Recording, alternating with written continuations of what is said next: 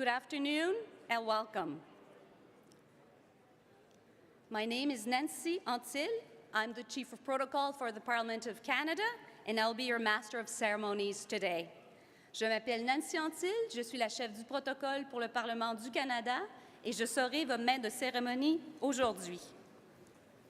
It is my pleasure to welcome you this afternoon as you take part in the plenary marking the opening of the 30th session of the Organization for Security and Cooperation in Europe Parliamentary Assembly.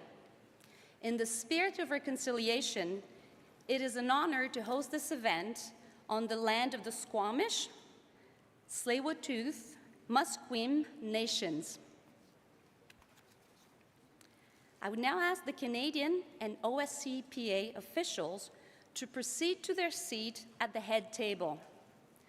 The Speaker of the Senate of Canada, the Honourable Raymond Gagné, the Deputy Speaker of the House of Commons of Canada, Monsieur Chris d'Entremont, the President of the OSCPA, Ms. Margareta Sederfeld, the Head of the Canadian Delegation, the Honourable Hedy Fry, the Secretary General of the OSCPA, Mr. Roberto Monteya, the Deputy Secretary General of the OSCPA, Mr. Gustavo Payares, the Head of Elections for OSCPA, Mr. Andreas Baker.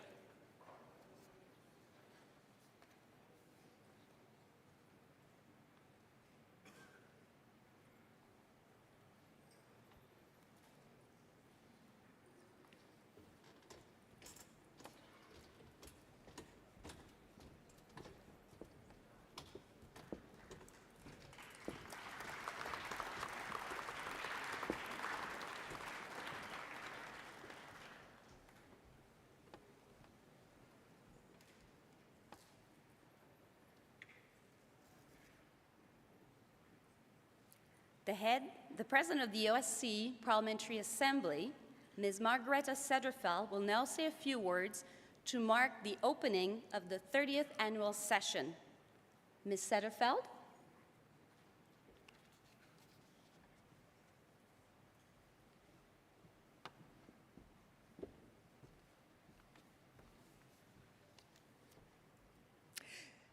Thank you, Madam Head of Protocol, for welcoming us. I am truly honored that the OSCE Parliamentary Assembly is holding its annual session on the traditional territories of the Musqueam, the Squamish, and Tsleil-Waututh nations. And I look forward to the annual session in Vancouver. Thank you.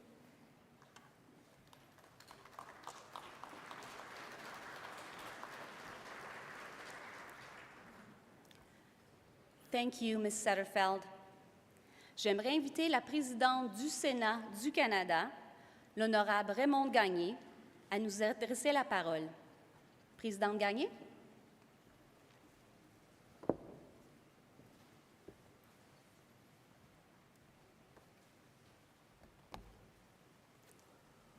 Bonjour tout le monde. Hello, everyone.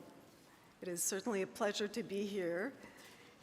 And Monsieur Chris d'Entremont, the Honourable Hedy Fry, Ms. Margareta Sederfeld, Mr. Roberto Monteya, Excellencies, parliamentarians, and distinguished guests. Au nom du Sénat du Canada, c'est un grand honneur de vous accueillir à la 30e session annuelle de l'Assemblée parlementaire de l'Organisation pour la sécurité et la coopération en Europe, ici à Vancouver, en Colombie-Britannique. And thank you to the Honourable Hedy Fry, Member of Parliament for Vancouver Centre, who has warmly welcomed us to her city. She has been integral to the planning of this event in her role as the head of the Canadian delegation and as the OSCEPA's special representative on gender issues. Chers collègues et invités, comme vous l'apprendrez sûrement au cours de votre séjour à Vancouver, nous avons aujourd'hui la chance d'ouvrir la session plénière de l'AP OCSE dans une des métropoles les plus diversifiées du Canada et même du monde. Il m'incombe de souligner d'ailleurs que la ville de Vancouver est située sur les terres autochtones non cédées des Premières Nations Musqueam, Squamish et Tsleil-Waututh. Présente en ces lieux depuis des temps immémoriaux, nous reconnaissons ces peuples et les remercions pour leur accueil. Aujourd'hui, chers collègues, notre présence témoigne de l'importance accordée au rôle de l'Assemblée parlementaire de l'OSCE pour le respect des principes de l'acte final d'Helsinki. Elle réitère aussi les engagements pris par les États participants de l'OSCE en matière de prévention des conflits, de développement durable et de renforcement des capacités. As you may know, Canada last hosted an annual session of the OSCE-PA in 1995 in its capital city of Ottawa. Today, we meet at a critical time, having persevered through incredibly difficult circumstances during a pandemic, a global pandemic. The countries of the OSCE-PA are now once again facing challenges to the founding principles that brought us together almost 50 years ago. L'invasion militaire non provoquée et injustifiée de l'Ukraine par la Russie, qui a commencé cela fait déjà plus d'1 an, figure parmi ces importants défis mondiaux. L'Assemblée parlementaire de l'OSCE a condamné de manière répétée la guerre d'agression menée par la Russie contre l'Ukraine et la violation des principes de l'acte final d'Helsinki. Elle a également appelé à maintes reprises à la mise en œuvre intégrale des accords de Minsk. À l'instar de l'Assemblée, le Canada demeure solidaire de l'Ukraine. Il réitère son soutien humble à l'égard de l'intégrité territoriale et de la souveraineté de l'Ukraine et reste déterminé à continuer d'apporter son aide au peuple ukrainien. This afternoon, I am particularly pleased to welcome the Ukrainian delegation. Dear friends, please know that we continue to stand united with Ukraine and that we remain committed to supporting the Ukrainian people.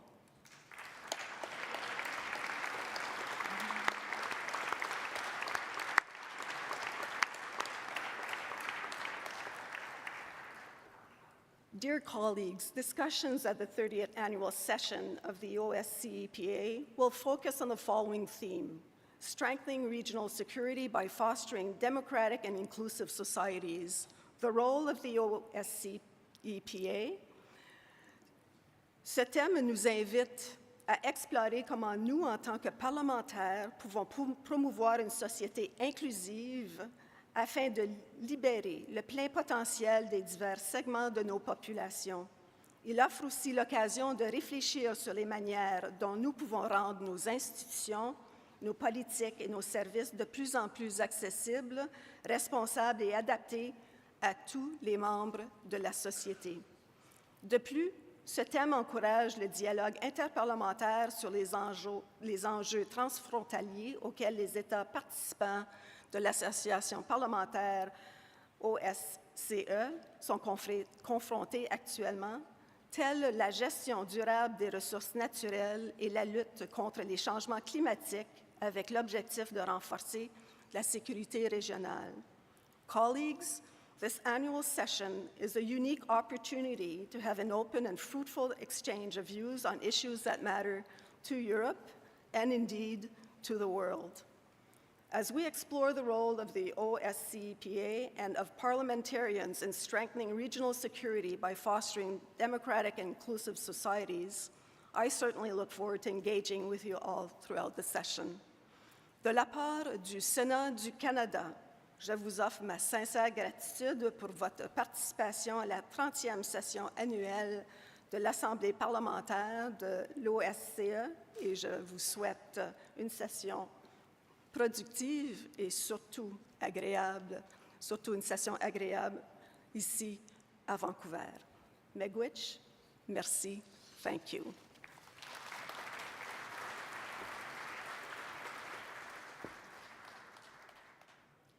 Merci, Madame la Présidente. J'invite maintenant le vice-président de la Chambre des communes du Canada, M. Chris d'Entremont, à prononcer son allocution. Monsieur d'Entremont.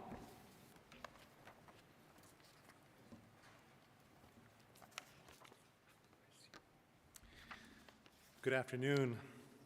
Honored guests from throughout the OSCE-PA region, Madame Raymonde Gagné, Hetty Fry, Honorable Hetty Fry, Ms. Margareta Sederfeld, Mr. Roberto Montella, Excellencies, parliamentarians, and distinguished guests. On behalf of Canada's House of Commons, I welcome you to Canada and the beautiful city of Vancouver. Today, we gather on the shared, unceded, and traditional territories of the Musqueam, Squamish, and Tsleil-Waututh, who have been and continue to be stewards of this precious land since time immemorial. It is an honor to be here for the opening of the 30th annual session of the Organization for Security and Cooperation in Europe Parliamentary Association. Dr. Fry, as head of the Canadian delegation and the OSCE-PA Special Representative on General Issues, thank you for hosting us in your home city. Alors que nous nous réunissons en Colombie-Britannique, province située sur la côte ouest du Canada, très loin de l'Europe, au cours de cette session annuelle, nos discussions porteront surtout sur les questions qui touchent partout de la région de l'OSCE. Je suis certain que cette session nous apprendra à tous davantage sur les problématiques de sécurité globale, tout en nous offrant une plateforme pour les discussions éclairantes. Since its origin during the Cold War, the Organization for Security and Cooperation in Europe has brought together a diverse group of nations. The belief and hope that communication and diplomacy can help achieve the goals of comprehensive security that continues to bring us here today. Et aujourd'hui, le monde est confronté à des menaces qui oppose la démocratie à l'autocratie. L'invasion non provoquée et injustifiée de l'Ukraine par la Russie met en lumière la nécessité de lutter contre l'autoritarisme. Soutenir l'Ukraine, c'est défendre la démocratie partout dans le monde. Les membres de l'Assemblée parlementaire de l'OSCE doivent faire front commun et continuer d'appuyer et d'aider l'Ukraine sans relâche. Parallèlement, nous devons renforcer et cultiver nos propres démocraties et défendre la liberté et la primauté du droit que nous chérissons tant. In this context, we gather to engage in parliamentary democracy, a core component of multilateralism and international cooperation. Since 1990, the OSCE Parliamentary Assembly has served as a platform to build interparliamentary dialogue. The resolutions and declarations that we debate, negotiate, vote on, and finalize at these assemblies become guiding tools for parliamentarians and governments to build policies that advance human rights and security for our countries. The agenda for the conference is broad, from human rights to economic affairs, gender issues to humanitarian questions, the environment to terrorism, and science and technology to democracy.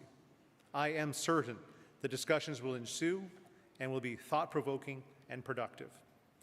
As we engage in these discussions while enjoying the city of Vancouver, I'd like to draw the attention to the poignant words of Ukrainian President Zelensky during his address to the Canadian Parliament in March of 2022, which I was honored to participate. While speaking on the terrible Russian attacks on Ukrainian cities, he stated, quote, "Imagine that someone is laying siege to Vancouver.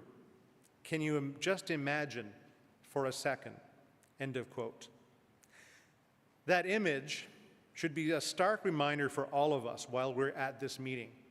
The citizens of Ukraine, an OSCE-PA member state, do not need to imagine a siege in their cities. They understand the fragility of peace as they are living the horrors of war. Reflecting on this current global context, the OSCE-PA's objective of comprehensive security should be on everyone's mind while we engage in upcoming discussions. Aujourd'hui, nous nous trouvons dans une salle remplie de représentants publics, politiques, qui auront l'occasion d'exprimer leurs points en vue différentes et idéologies divergentes au cours de débats constructifs et de s'unir pour adopter des projets et de résolutions. J'ai bon espoir que ces différents points de vue que nous exprimerons lors de notre prochaine rencontre seront respectés. L'objectif doit être de parvenir à une sécurité globale dans tous les États membres de l'Assemblée parlementaire de l'OSCE et dans le monde entier. Thoughtful discussions, necessary debates, and plenty of opportunities to learn await us. Our delegation welcomes you to Canada. Thank you. Merci.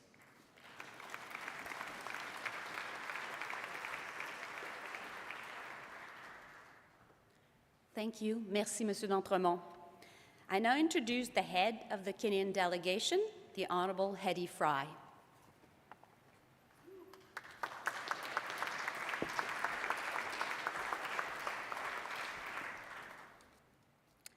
Chers collègues, bonjour à tous.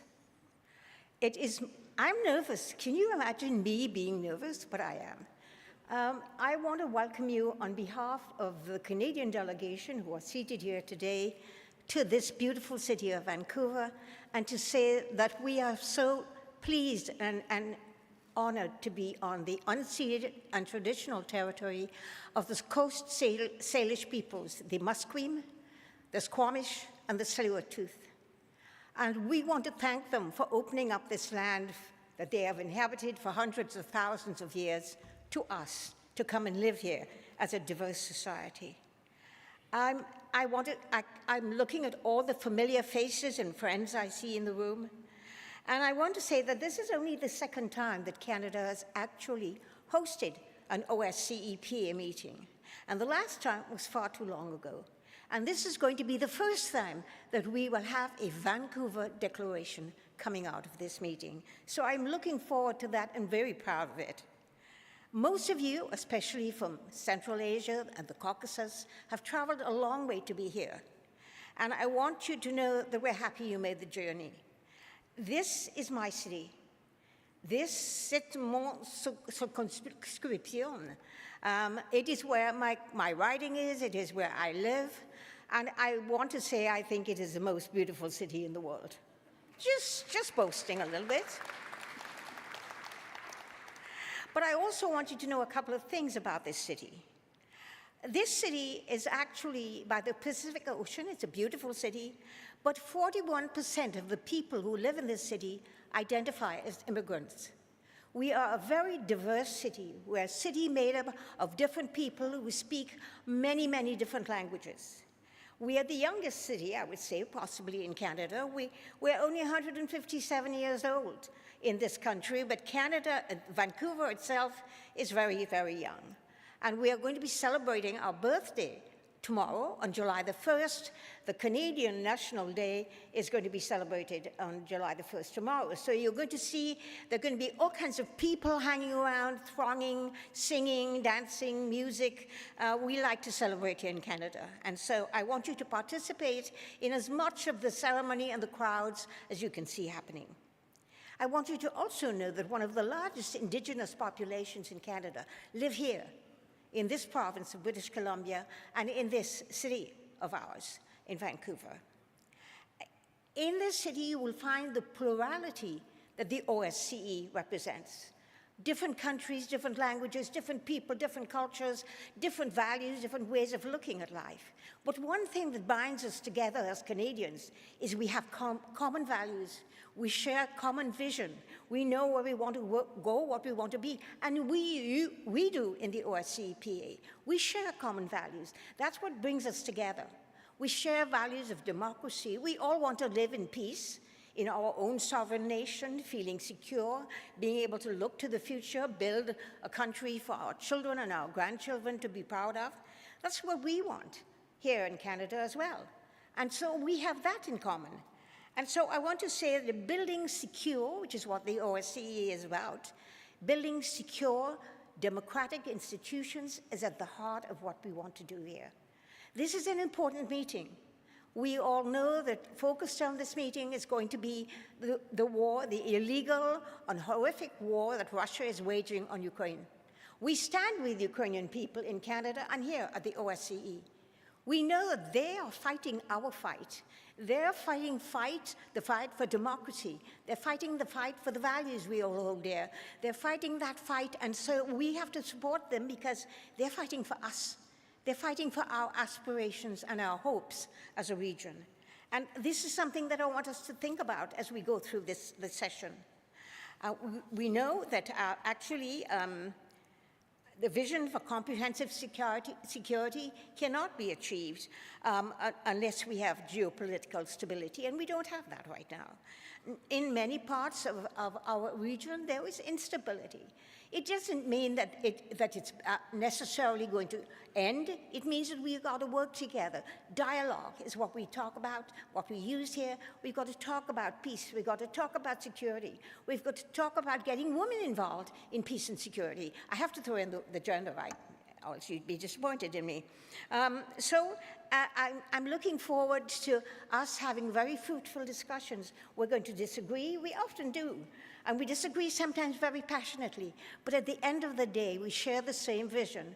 We share the same dreams. We want the same things. And I want to welcome you to my city, to my province, and to my country, and say, I embrace all of you. Thank you very much.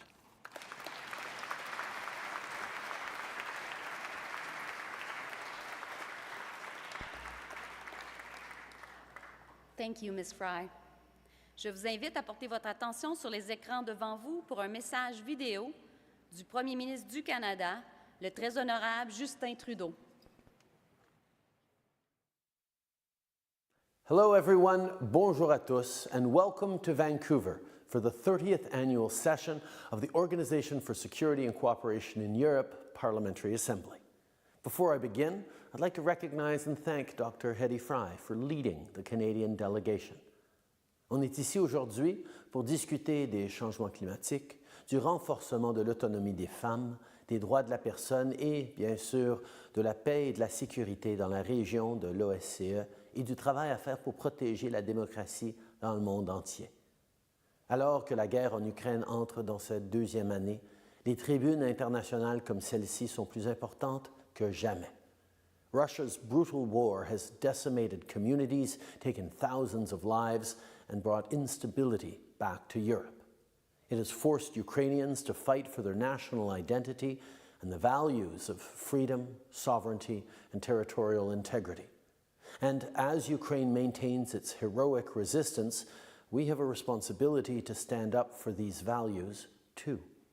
Les alliés de l'Ukraine dans l'ensemble de la région de l'OSCE ont apporté une aide militaire, économique et humanitaire sans précédent. Le Canada a fourni plus de 8 milliards de dollars en aide à l'Ukraine, y compris un soutien économique. On a également apporté un soutien militaire aux forces armées de l'Ukraine et formé plus de 36 000 Ukrainiens. Together, we will continue to speak up on the international stage and show Putin that he can't arbitrarily redraw lines on a map, that might will never make right, and that the world won't stand idly by as he upends 80 years of peace, stability, and security. Russia is a member of this very organization because it once understood this reality. And every day, the OSCE and the OSCE Parliamentary Assembly reminds Russia of that fact. Je tiens à vous remercier tous de votre leadership et de votre engagement à bâtir un monde plus sûr et plus prospère. En tant que parlementaire représentant la communauté de l'OSCE, vous jouez un rôle essentiel dans la promotion d'une vision de la sécurité régionale globale. I look forward to hearing more about the progress you make in the days to come, and I hope you enjoy your time in beautiful British Columbia. Merci.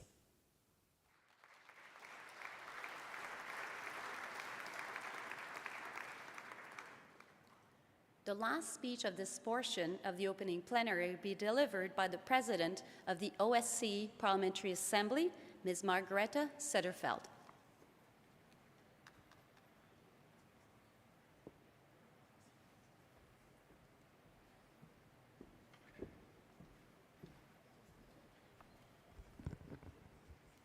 Thank you, Madam. Madam Speaker, Ms. Raymond Kouchner, Mr. Deputy Speaker, Mr. Chris de Entremont, Honorable Dr. Heidi Fry, Members of Parliament, members of OSCE Parliamentary Assembly, ladies and gentlemen. It's a true pleasure to see you all in the beautiful city of Vancouver. It brings me immense joy to bring the OSCE Parliamentary Assembly to the hometown of our esteemed member, Dr. Heidi Fry. I would also like to start to say thank you to the Canadian Parliament for hosting the annual session. We open our 30th annual session in a city that is inseparably linked with the OSCE and our shared purpose. Over 3 decades ago, as the Cold War came to a close, the Paris Charter unveiled a bold and visionary perspective. It envisioned a collective and collaborative security framework, fostering peace, democracy within a vast expanse, starting from this very city all the way to the Far East. Sadly, OSCE have fallen short of delivering the lasting stability that was promised. Today, the spectrum of instabilities seem unmatched. Russian expansionism in Moldova, in Georgia, and its illegal war against Ukraine has posed a persistent threat to the European security architecture. Since last year, Russia's full-scale invasion of Ukraine threatened the collapse of the European security order. But with your support, with your country's support, Ukraine is heroically defending its country, safeguarding our common values and preserving the rule-based international order. And we do stand united behind Ukraine.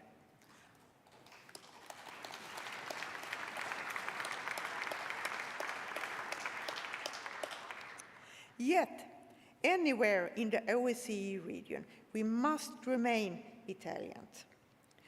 Always, always be aware about the risk that the war fosters insecurity and, in worst case, another war. And let me mention some other issues we, as members of OSCE Parliamentary Assembly, need to pay attention to. The growing tension in the Western Balkans call for our continued care and attention. In the South Caucasus, the road to durable peace and reconciliation remains long and difficult. In Central Asia, we must continue to strengthen regional cooperation to deal with common threats, particularly considering the situation in Afghanistan. We should not let the Arctic become an area of confrontation. And through the OSCE region, in every of our participating states, we must pay close attention to the transnational challenges which continue to fragment and polarize our societies. And let me mention the threat from the climate change, with the risk of rising temperatures, forest fires, lack of water, but also the challenge against democracy, the challenge against the free media, the challenge of the civil society. These are all very important issues for us to pay attention to and to support for peace and security in the OSCE region. Dear colleagues, in this troubled context, it is fitting that we meet in Vancouver. This city's multicultural fabric invites us to reflect on the OSCE's mission of promoting mutual understanding and cooperation.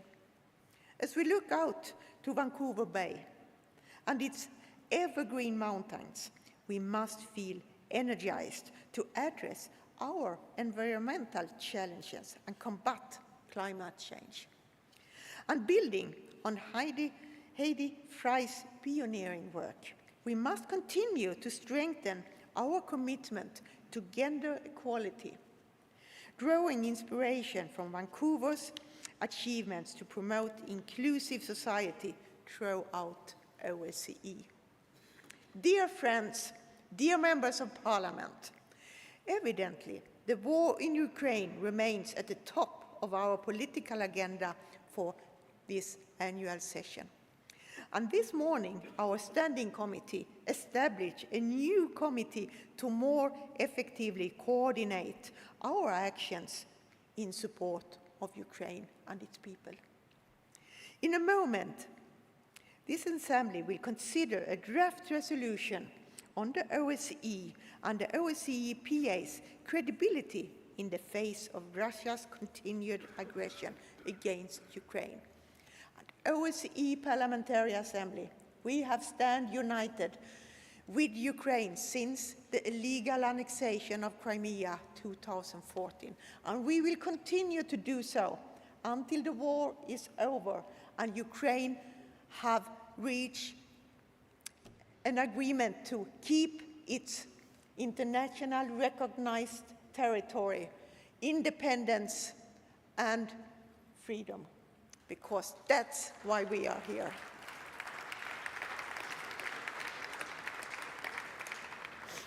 And I see this as a very crucial part of our debates for the coming day. And in a moment, the Assembly will consider a draft resolution on the OSCE and the OSCE's PA's credibility in the face of Russia's continued aggression against Ukraine. And because while Russia's actions continue to threaten the OSCE's existence, what is happening in Ukraine also justifies the unique role of OSCE. There is a need for OSCE to continue its work. It clearly demonstrates that without comprehensive security, there is no true security. That without meaningful dialogue, but instead states lies, deceit, there are no ground for mutual trust.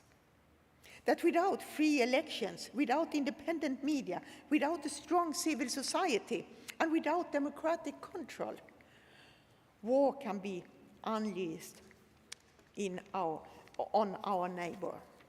And that, with in mind, hell-bent on destructions, ecologic and nuclear disasters can become reality. But we will not let this happen and be quiet. We will continue to support peace and stability, democracy. Colleagues, with this in mind, let me encourage you to use our 5 days of debate to defend the role of OSCE as a tried and tested instrument for stability.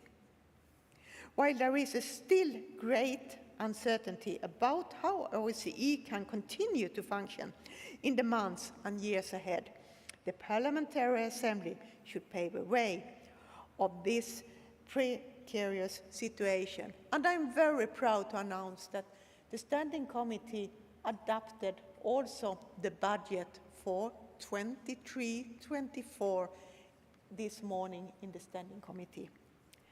Your strong convictions are needed more than ever to safeguard multilateralism today and ensure that tomorrow the unique organization of OSCE is able to fully play its role. After all, the OSCE does not only depend on what our predecessors decided in 1975 or in 1990. It largely depends on what we do today, what we do tomorrow, what kind of decisions do we take, And how do we keep those decisions with us back home in our national parliament and in our constituencies?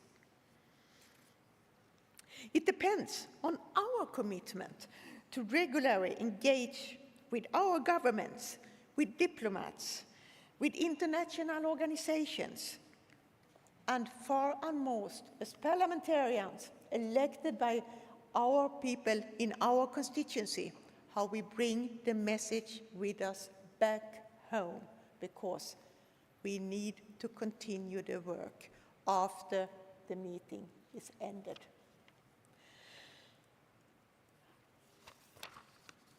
And also, the result of our work, it depends on our ability to engage with our constituency, with the citizens, for those who have voted for us, to let them know that the value of OSCE and why OSCE organization truly matters.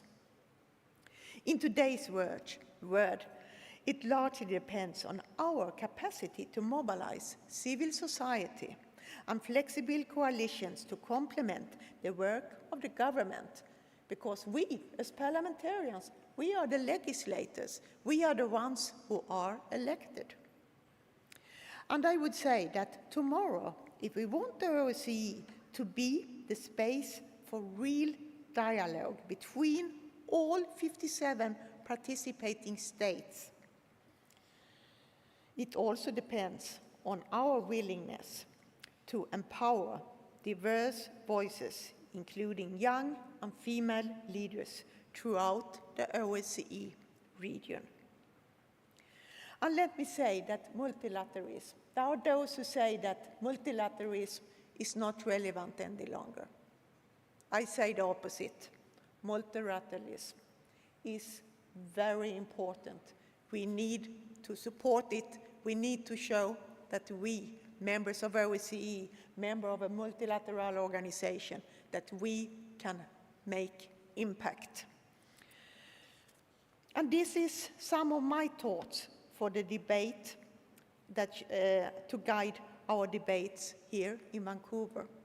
And I really wish all of you the best outcome of the meeting, to be active, because nobody else will be active if you are not active, if you are not taking the floor. So please use this meeting for peace and stability in our region. And I wish you the most constructive discussions for the next few days.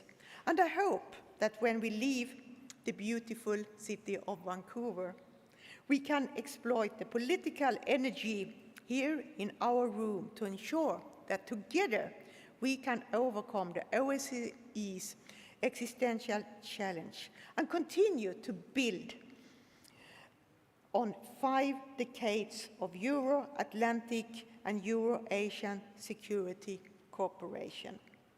And that's what the people in our countries expect from us. But let me also say, I hope that you will get some time to explore city of Vancouver. And if I should say, if you should do something that really is extraordinary, it's to take a tour with the boat, to go out and observe the beautiful killer whales when they are jumping, when they are swimming around in the water outside of Vancouver, because that's something really extra, and it's only positive to see and explore all around the world here in Vancouver. Thank you very much. Wish you a pleasant annual session.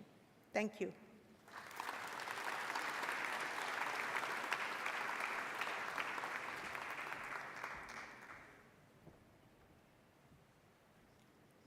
Thank you, Ms. Setterfeld. We will now take a brief coffee break before the second portion of this opening plenary.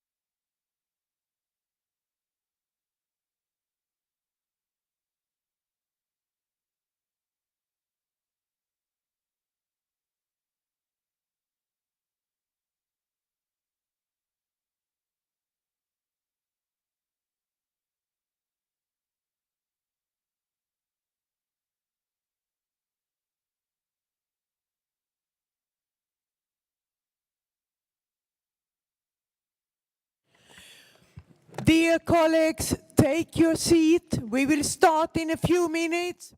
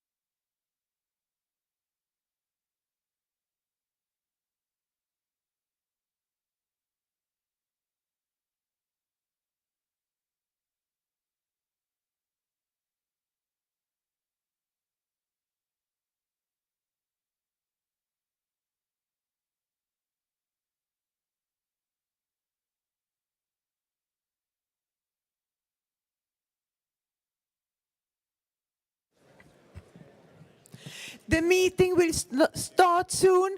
Please take your seat. Take your seat. We will start in 1 minute. Take your seat. Thank you.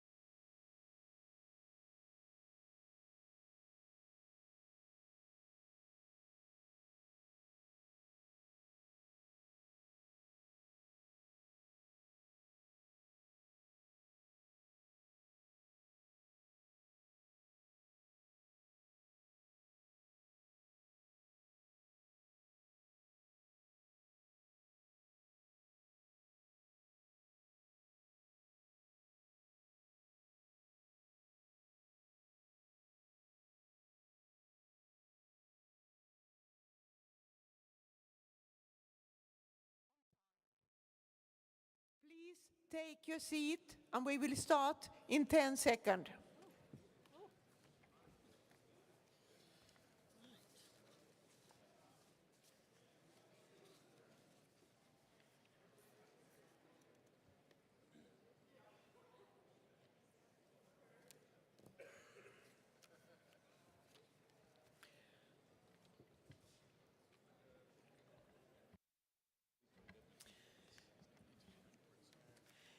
Dear delegates, ladies and gentlemen, once again, welcome to Vancouver. It's a true pleasure to sit here and also have been out having a coffee and see how everybody is interacting with each other, lively discussions. But now we have to go back to order. But let me first and most once again thank our host, who have put together an excellent program, and we are grateful to the Parliament of Canada and its OSCE parliamentary delegation, the government of Canada, and the people of Vancouver for their hospitality. We were initially expecting the chairman in office of the OSCE, the Minister of Foreign Affairs of North Macedonia, Mr. Bujar Osmani, to be with us this afternoon. Unfortunately, he was unable to travel to Vancouver to participate in the annual session. In case members had planned to ask questions to the chairman in office, Mr. Bujar Osmani, today, you have the possibility of putting the questions in written form in accordance with the rules of procedure. And please contact the International Secretariat for more information, and I am more than willing to help.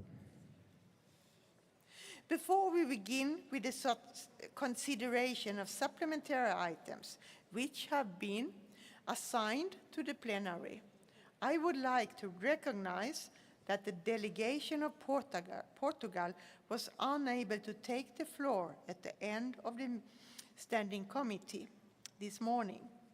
It was because a long session with intense debates, and we were running out of time. Because of that, I will give the floor to the delegation of Portugal. The floor is yours.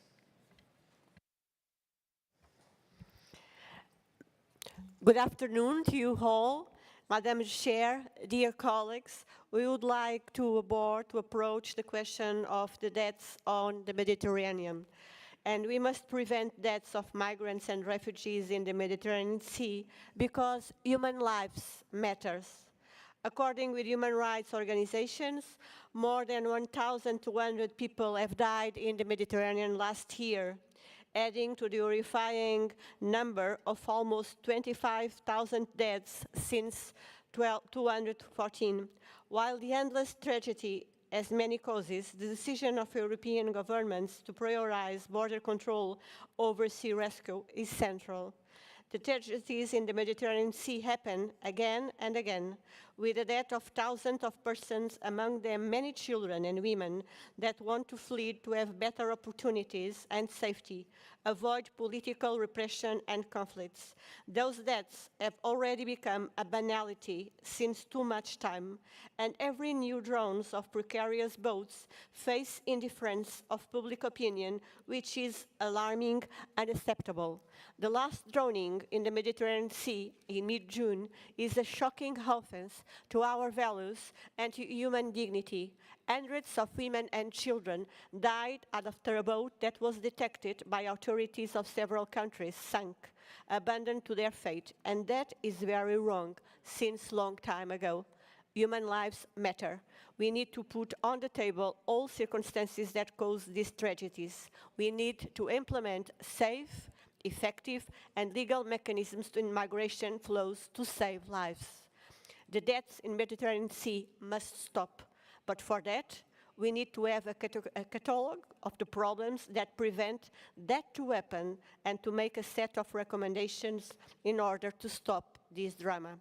We need to have a different approach on the system of asylum and the legal framework for migrants and refugees, solidarity among member states, the fight against smugglers, the systems of surveillance of sea and coastal areas, the capacity of rescuing, the policies directed to the countries of origin and transit of migrants, the relation with the countries of origin of migrants.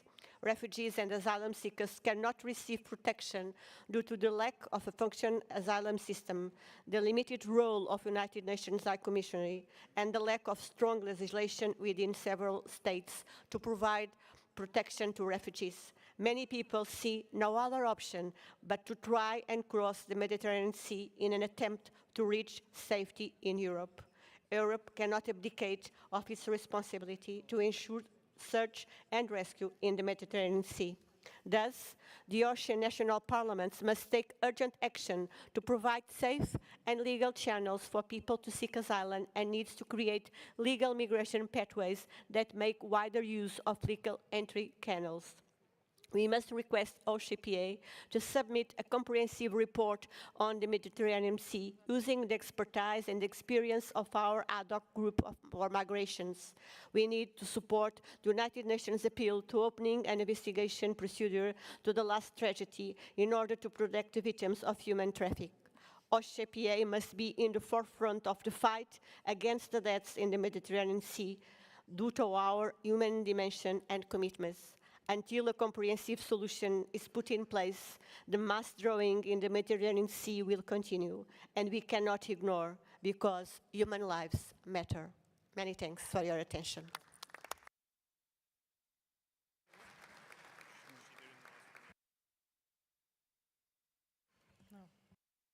So, thank you. And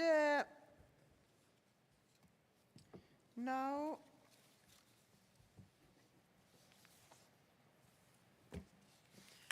thank you. We will now move on to the consideration of supplementary items. Please be informed that the Standing Committee agreed this morning that the supplementary item number 12 will be considered at this meeting, and as a result, we will consider 2 supplementary items this afternoon. We will first consider supplementary item 3 on OSCE PA, credibility in the face of continued Russian aggression against Ukraine. In this text, we acknowledge the countless victims of the Russian aggression against Ukraine. And I consider it appropriate that we observe a minute of silence to honor the victims in Ukraine.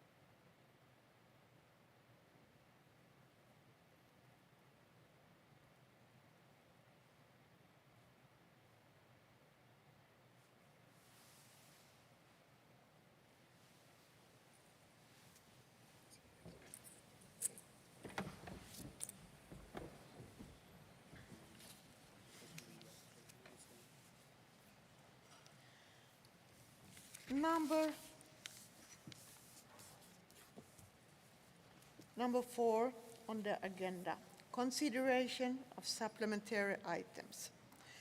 So thank you, colleagues. We will now proceed with consideration of supplementary item number 3 on OSCE and OSCE PA credibility in the face of continued Russian aggression against Ukraine.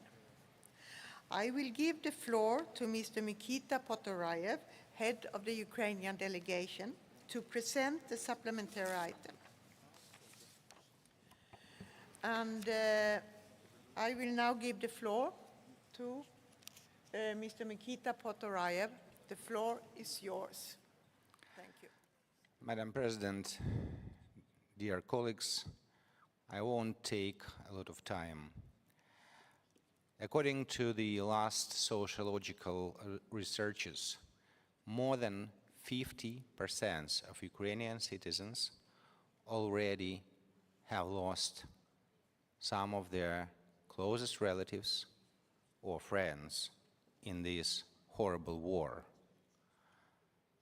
Personally, me, I've already lost one of my close friends, and younger brother of my wife was lost in action last year, and his body still is not found.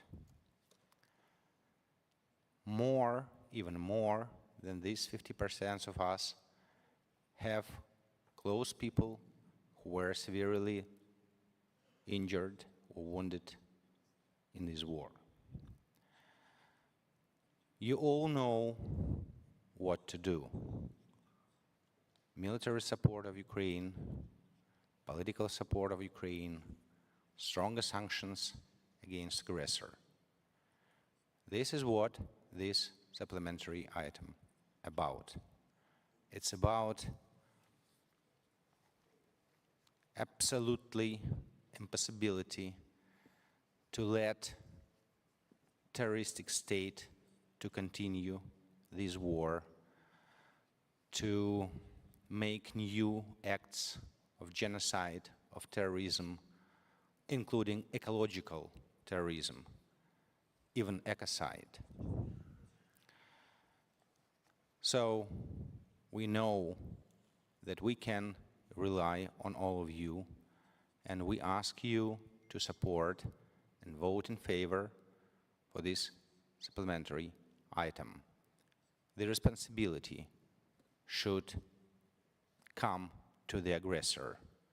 We have to fight for peace, cooperation, and security, the whole zone of responsibility of OSCE. And words of this supplementary item, they means also a lot, not less than military or financial support, because weapon can destroy, finances can help to rebuild, but what creates words? Words of goodwill, of principles and values. So words of this supplementary item mean a lot. Thank you.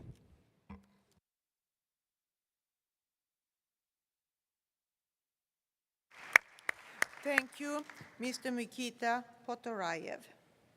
I will now open the debate on the supplementary item, and I will first call Vice President Mark Pritchard from United Kingdom. He will be followed by Dr. Daniela de Ridder from Germany. I will not put initially a time limit on the speeches because we have not so many issues on the agenda. But I do kindly ask all the speakers to be aware about the time. So now I will give the floor to Vice President Mark Pritchard. The floor is yours, sir. Thank you, Madam President, and I'm grateful to my friend Mikita from Ukraine for tabling this important supplementary item, and I'm pleased to be the co-sponsor and commend it to colleagues across this assembly and ask for them to consider it strongly. And this very robustly worded resolution, which unambiguously attributes blame to Russia for its illegal, unjustified and unprovoked war of aggression against Ukraine, is very timely.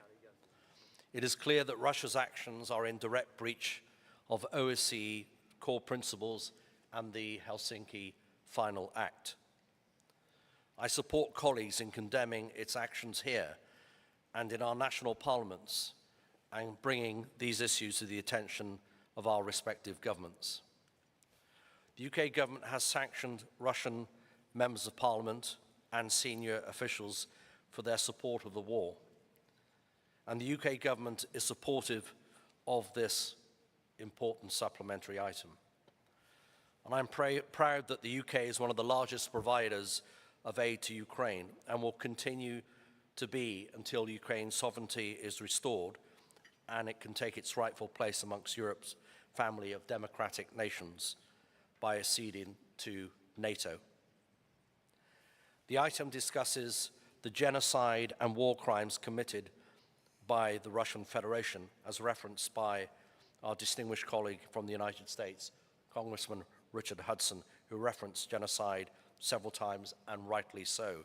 This is a deliberate, extant policy of trying to destroy not only the Ukrainian nation, but the Ukrainian people, way of life, culture, history, language. At every level, it ticks the boxes worryingly on genocide. The UK has a leading role in supporting justice in this regard. My good friend Sir John Whittingdale, Member of Parliament, was, as colleagues will know, the Special Rapporteur for War Crimes here in this Assembly. The ICC Chief Prosecutor is a distinguished British lawyer, and our government contributes greatly financially to the International Criminal Court and the International Court of Justice and to national criminal courts.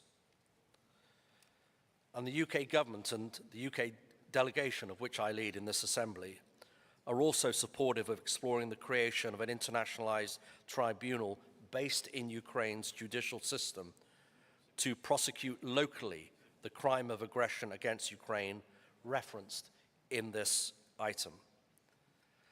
Madam President, in conclusion, thank you to my Ukrainian colleagues for this important item. Thank you for their bravery and courage.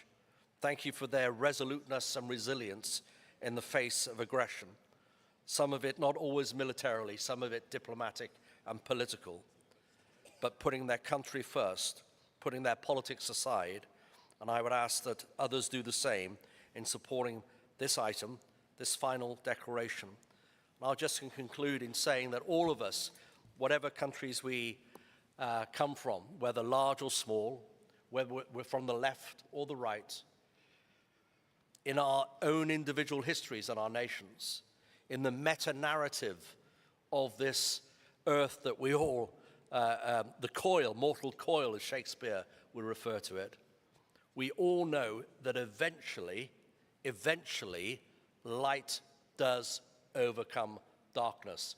And that is our hope. And that is our hope for Ukraine. Thank you. Thank you, Vice President Mark Pritchard. Next speaker on my list is Dr. Daniela de Ridder from Germany. She will be followed by Mr. Dan Barna from Romania. Dr. Daniela de Ridder, the floor is yours, Madam. Vielen Dank, Frau Präsidentin. Lassen Sie mich das Wort ergreifen als Sonderbeauftragte für Osteuropa mit einer Zuständigkeit auch für die Ukraine.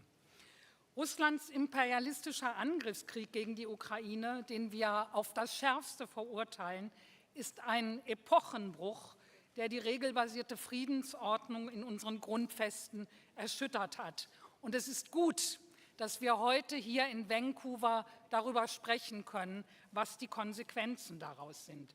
Ich will deshalb die Gelegenheit nutzen, mich auch noch mal im Namen der deutschen Delegation ganz herzlich bei unserer kanadischen Kollegin, Frau Dr. Hedi Frey, für die wunderbare Organisation dieser Jahrestagung zu bedanken. Wir dürfen aber, und das ist mir ganz wichtig an dieser Stelle, Sicherheit nicht nur auf militärische Aspekte verengen. Unser Engagement muss einem integrierten Ansatz folgen, der internationale Krisenprävention, humanitäre Hilfe und vor allem mit Blick auf die Ukraine auch den Wiederaufbau im Blick behält. Und wir müssen trotz allem immer wieder Demokratie, Rechtsstaatlichkeit und den Schutz der universalen Menschenrechte in den Mittelpunkt unserer Entscheidungen stellen. Das sind unsere gemeinsamen Werte, liebe Kolleginnen und Kollegen, hinter denen wir uns hier versammeln können und müssen. Alle Menschen, das ist mir wichtig zu betonen, egal ob Mann, Frau oder divers, ob jung oder alt, sind gleich. Und die Würde des Menschen ist unantastbar. Krieg jedoch verneint immer das elementarste Menschenrecht, das Recht auf Leben und die eigene körperliche Unversehrtheit. Und deshalb müssen wir gemeinsam den Krieg aus der menschlichen Zivilisation verbannen. In meiner Tätigkeit als Sonderbeauftragte für Osteuropa ist mir das menschliche Leid der UkrainerInnen allgegenwärtig. Bei seinen Gräueltaten schreckt Russland nicht einmal vor Kindern zurück. Bereits über 19.000 Kinder wurden systematisch nach Russland deportiert, um sie in Pflegefamilien umzuerziehen. Auch dies sollten wir ächten. Ebenso werden im großen Stil ukrainische Zivilistinnen und Zivilisten von russischen Sicherheitskräften in den besetzten Gebieten illegal gefangen genommen und gefoltert. Das, liebe Kolleginnen und Kollegen, ist psychologische Kriegsführung und Staatsterror. Lassen Sie uns also alle Möglichkeiten, und die haben wir heute hier, auch mit der Unterstützung dieses Antrags, ausschöpfen, um das mörderische Treiben zu bestrafen. Die Verantwortlichen von Kriegsverbrechen, Folter und Massenmord gehören schnellstmöglich vor Gericht gestellt. Das Eintreten für Menschenrechte und ihre Geltendmachung ist eine Notwendigkeit zivilisierter Nationen. Und das sind wir doch hoffentlich alle. Das gilt für Russland genauso auch wie für Belarus. Und ich glaube, wir sollten nicht vergessen, dass das Lukaschenka-Regime diesen Angriffskrieg mit unterstützt, was wir ebenfalls verurteilen müssen. Liebe Kolleginnen und Kollegen, der transatlantisch-euroasiatische Raum muss wieder ein Gebiet des Friedens, der Freiheit und der Stabilität werden. Als parlamentarische Versammlung appelliere ich an uns alle, dass wir für die Werte und Prinzipien der Pariser Charta und der Charta der Vereinten Nationen aktiv einstehen. Das Völkerrecht muss wieder von allen eingehalten werden. Dafür werbe ich mit großer Intensität. Nur dann sind wir glaubwürdig und desto mehr Chancen hat die Menschheit auf eine friedliche Zukunft, was wir unseren Kindern und Enkelkindern schuldig sind. Ich bin davon überzeugt, dass uns das gemeinsam gelingen kann. Denn imperialistisches Denken und Handeln dürfen keine Renaissance erleben. Lassen Sie uns damit beginnen, indem wir heute ganz deutlich zeigen, wir stehen fest an der Seite der Ukraine. Vielen Dank. Thank you, Dr. Daniela de Ridder. Next speaker is Mr. Dan Barna, head of the Romanian delegation. Next, he will be followed by Mr. Matti Raidma, head of delegation from Estonia. Mr. Dan Barna, the floor is yours. Thank you. Thank you, Mrs. President. Dear colleagues, dear friends from Ukraine, the Russian Federation invasion in Ukraine is a flagrant violation of the Charter of the United Nations and international law. The Commission of Inquiry on Ukraine has found significant violations of international humanitarian law and international human rights law committed by Russia in Ukraine. The body of evidence is impressive. These crimes must not be left unpunished. Attacks on civilian and civilian infrastructure have caused many casualties and terrible suffering. All those responsible for the atrocities committed against Ukraine civilians must and will be held accountable. But the problem I want to discuss here is the fact that in our societies, war in Ukraine tends to become a reality we get used to. And here, all together, these people in this room have a duty, a significant duty, to talk about this war in Ukraine with our governments, to continue the support with the citizens, because for the European and international and American and Canadian citizens facing all type of daily crises, political ones, economical, inflation, all these elements, the war in Ukraine tends to become on public agenda less and less emotional for the society. And when the societies lose the emotion, the governments will follow. And it's critical for us as members of OSCE and or some of us members of our governments or supporting parties in the governments to maintain this subject up on the public agenda, because this war is not ended till it will be ended. It is not just a subject somewhere on the second, then fourth, then fifth, then ninth page of the newspaper. It's a fact related with the freedom and the values for the human society, for the values we are standing together in this room. So my line and my My pledge here is keep Ukrainian subject up on the agenda. Slava Ukraina.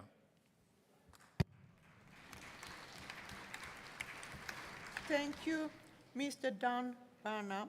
Next speaker is Mr. Matti Raidma, head of the Estonian delegation.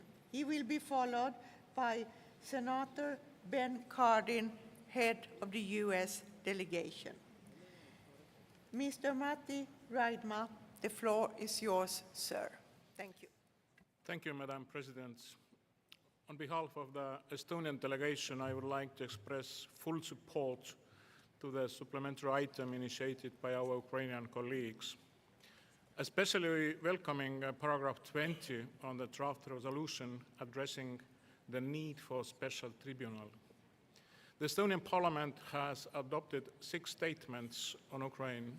Last one, just 2 weeks ago, was initiated by 95 members from 101 MPs and addressing importance of the adequate legal response.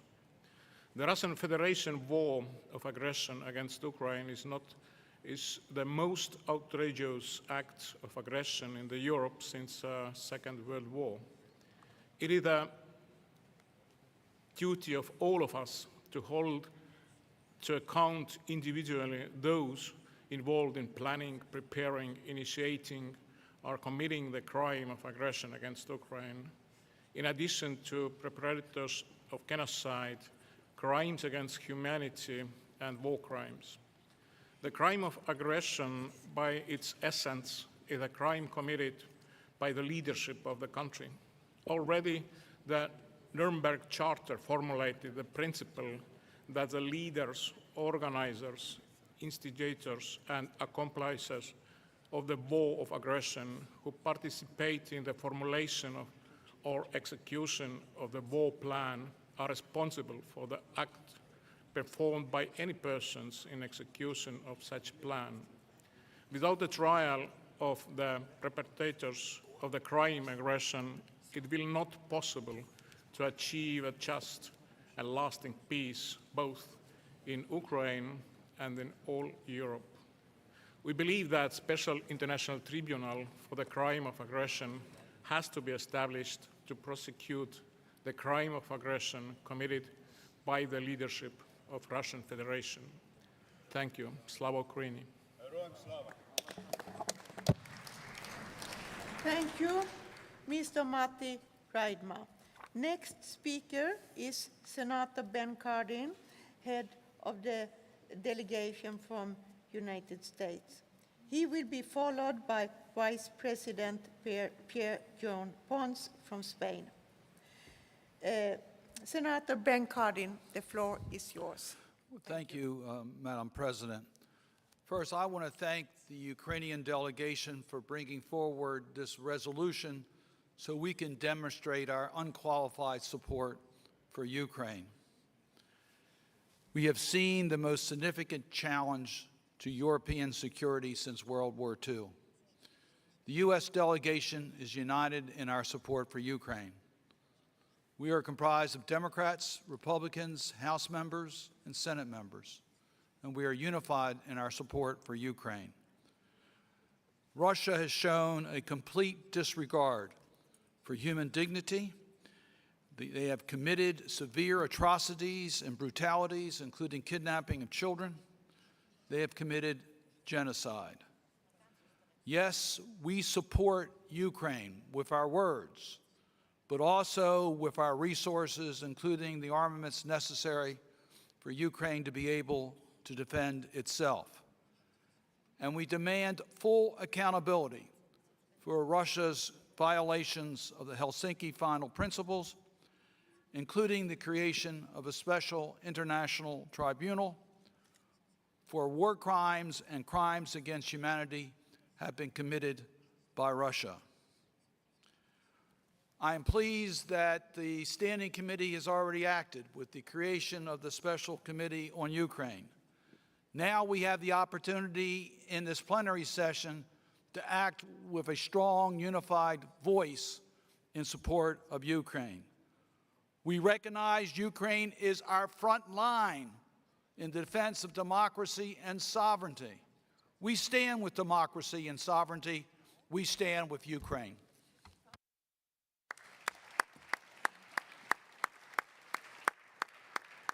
Thank you, Senator Ben Cardin. Next speaker is Vice President Pierre-John Pons. He will be followed by Mr. Andred Green from United Kingdom. Vice President Pierre-John Pons, the floor is yours, sir. Muchas gracias, Presidenta, por darme la palabra y, en primer lugar, dar las gracias a la delegación ucraniana, que además con su intervención lo que está haciendo es seguir poniendo en primera posición la agresión rusa sobre su territorio y recordarnos que es la primera prioridad.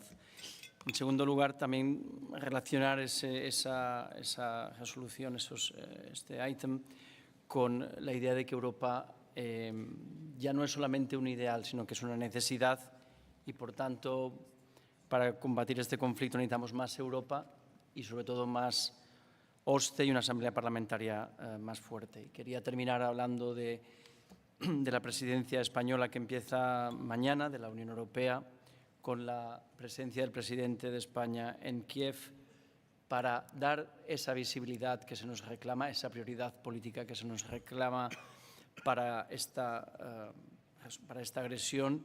Y quería decir que los parlamentarios españoles hemos trabajado en algunos de los puntos que son importantes y que se mencionan. Una es la aceleración de la accesión de Ucrania a la Unión Europea, la reconstrucción, y creemos que está comisionado, que es un espacio para hablar de esa reconstrucción, la solidaridad con las poblaciones. España es uno de los países con más personas que se han refugiado en nuestro país y, por supuesto, como se ha dicho, como lo ha dicho el senador Ben Cardin también, la persecución ante los tribunales penales de los crímenes cometidos por violaciones de guerra y, por supuesto, crímenes contra la humanidad.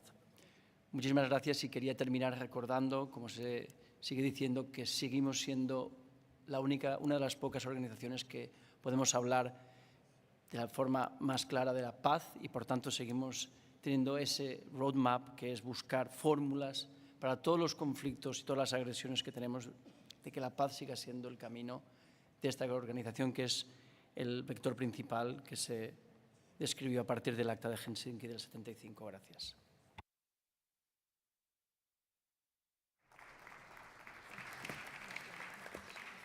Thank you, Vice President Pierre-John Pons.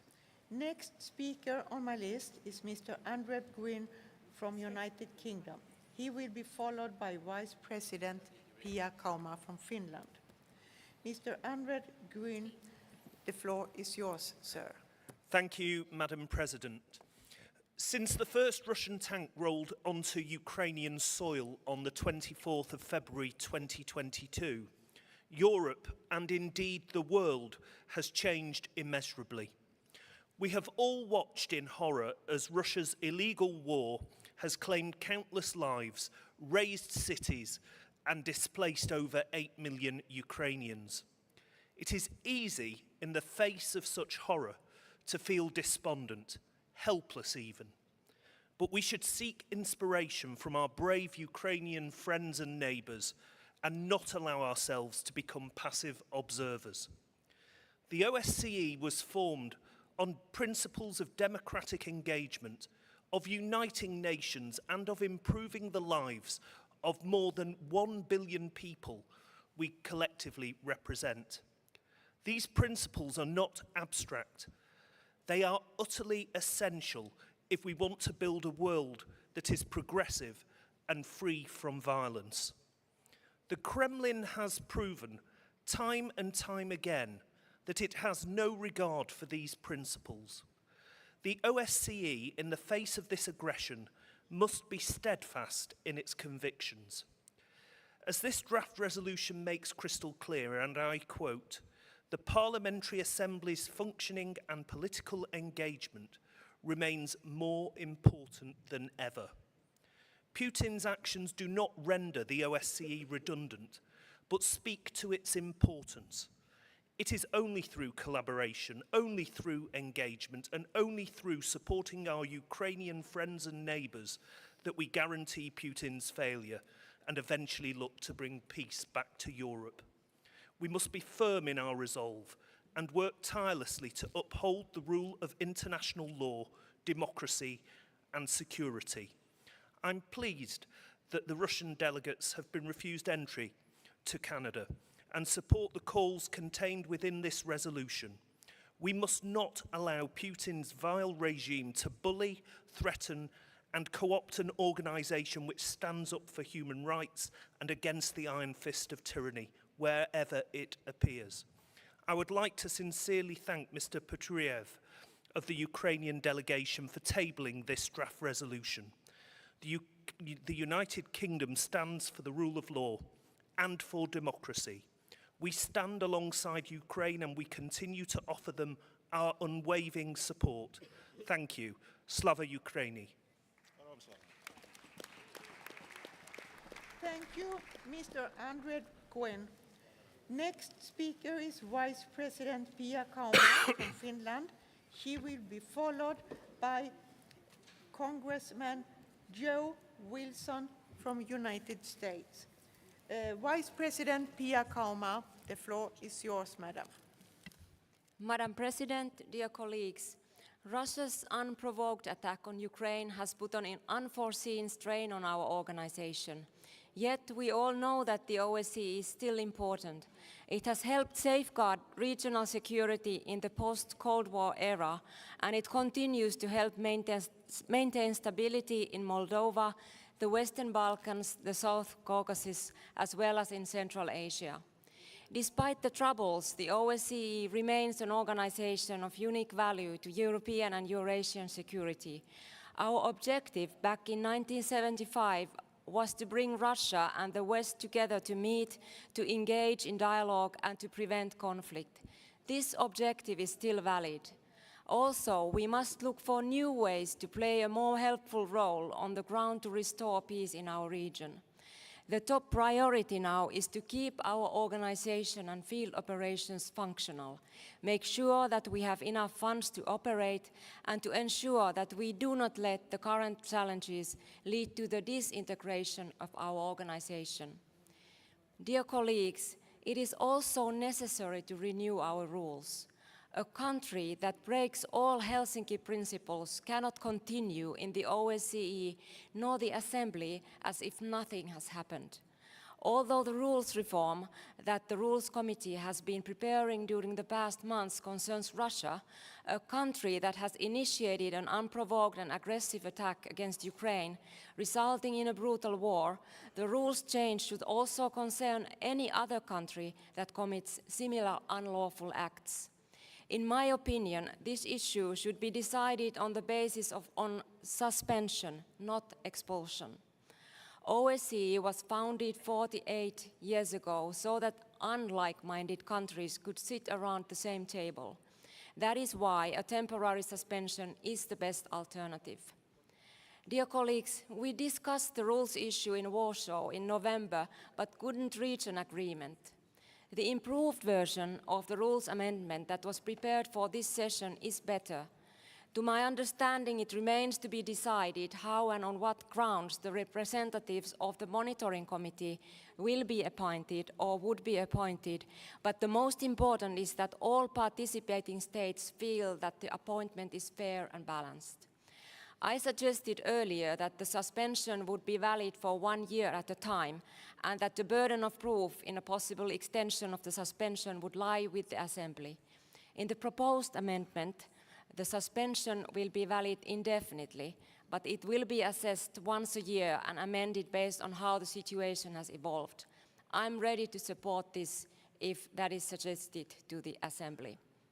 Dear colleagues, it is very important that we amend our rules. If not, our organization is weak and powerless.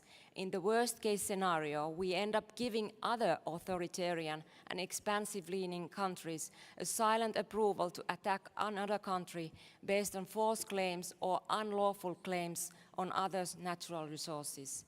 Madam President, dear colleagues, we stand united with Ukraine.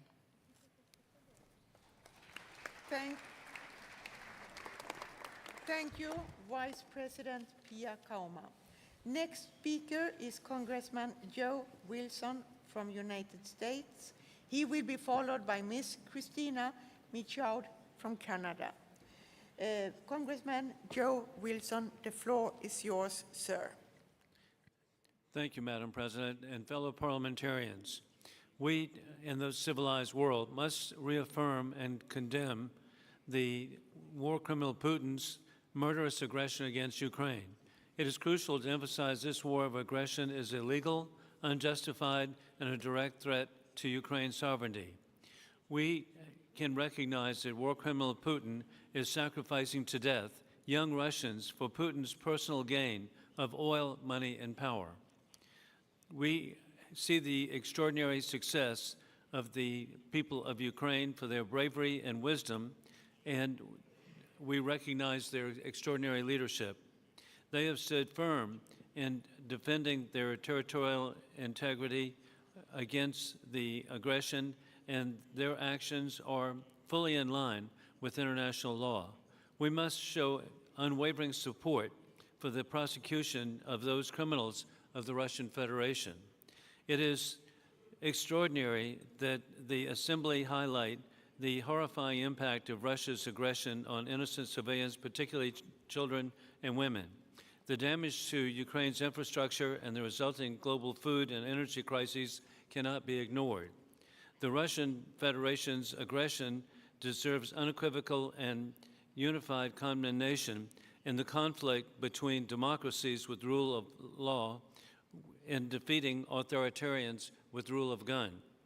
The Russian Federation's actions in Ukraine violate the fundamental principles of the Helsinki Final Act and the UN Charter. The denial of Ukraine's existence and the spread of misleading narratives by the Kremlin clearly demonstrate genocidal intent of the Putin authorities. We have the duty to recognize the territorial integrity that must be achieved as Putin violates agreements as a fraudulent temporary pause of aggression, which is sadly confirmed by violating the Budapest Memorandum and the Minsk I and II. Putin does not negotiate in good faith. He perceives negotiations as an invitation for appeasement. I yield back. Thank you, Mr. Joe Wilson. Next speaker is Ms. Christina Michaud from Canada. She will be followed by Mr. Aline Smith from United Kingdom. Ms. Christina Michaud, the floor is yours, Madam. Merci, Madame la Présidente. Chers collègues, en tant que parlementaire québécoise, j'ai le plaisir, mais surtout la responsabilité d'appuyer ce point additionnel. D'abord, j'aimerais remercier l'ensemble de la délégation ukrainienne pour les efforts qu'ils déploient pour sensibiliser la communauté internationale à la situation en Ukraine.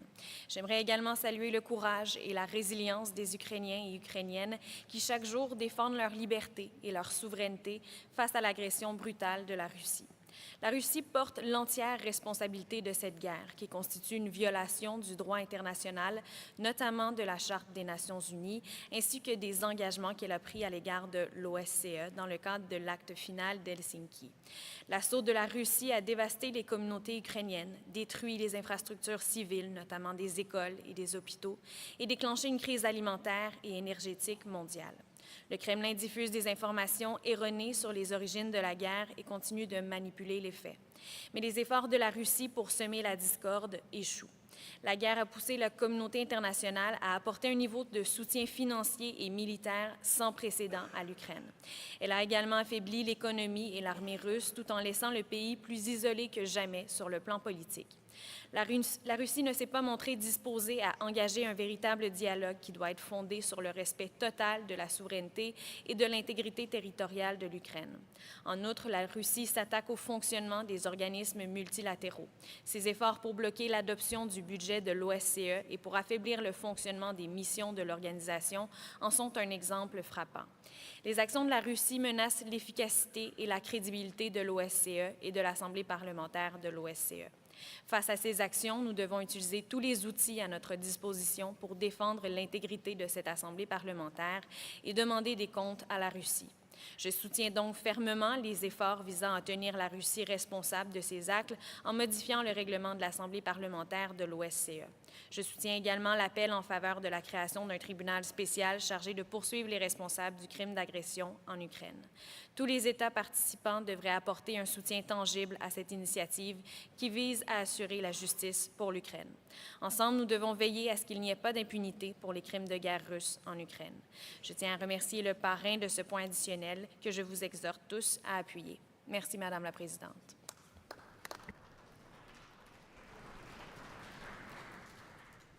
Thank you, Ms. Christina Mitchell.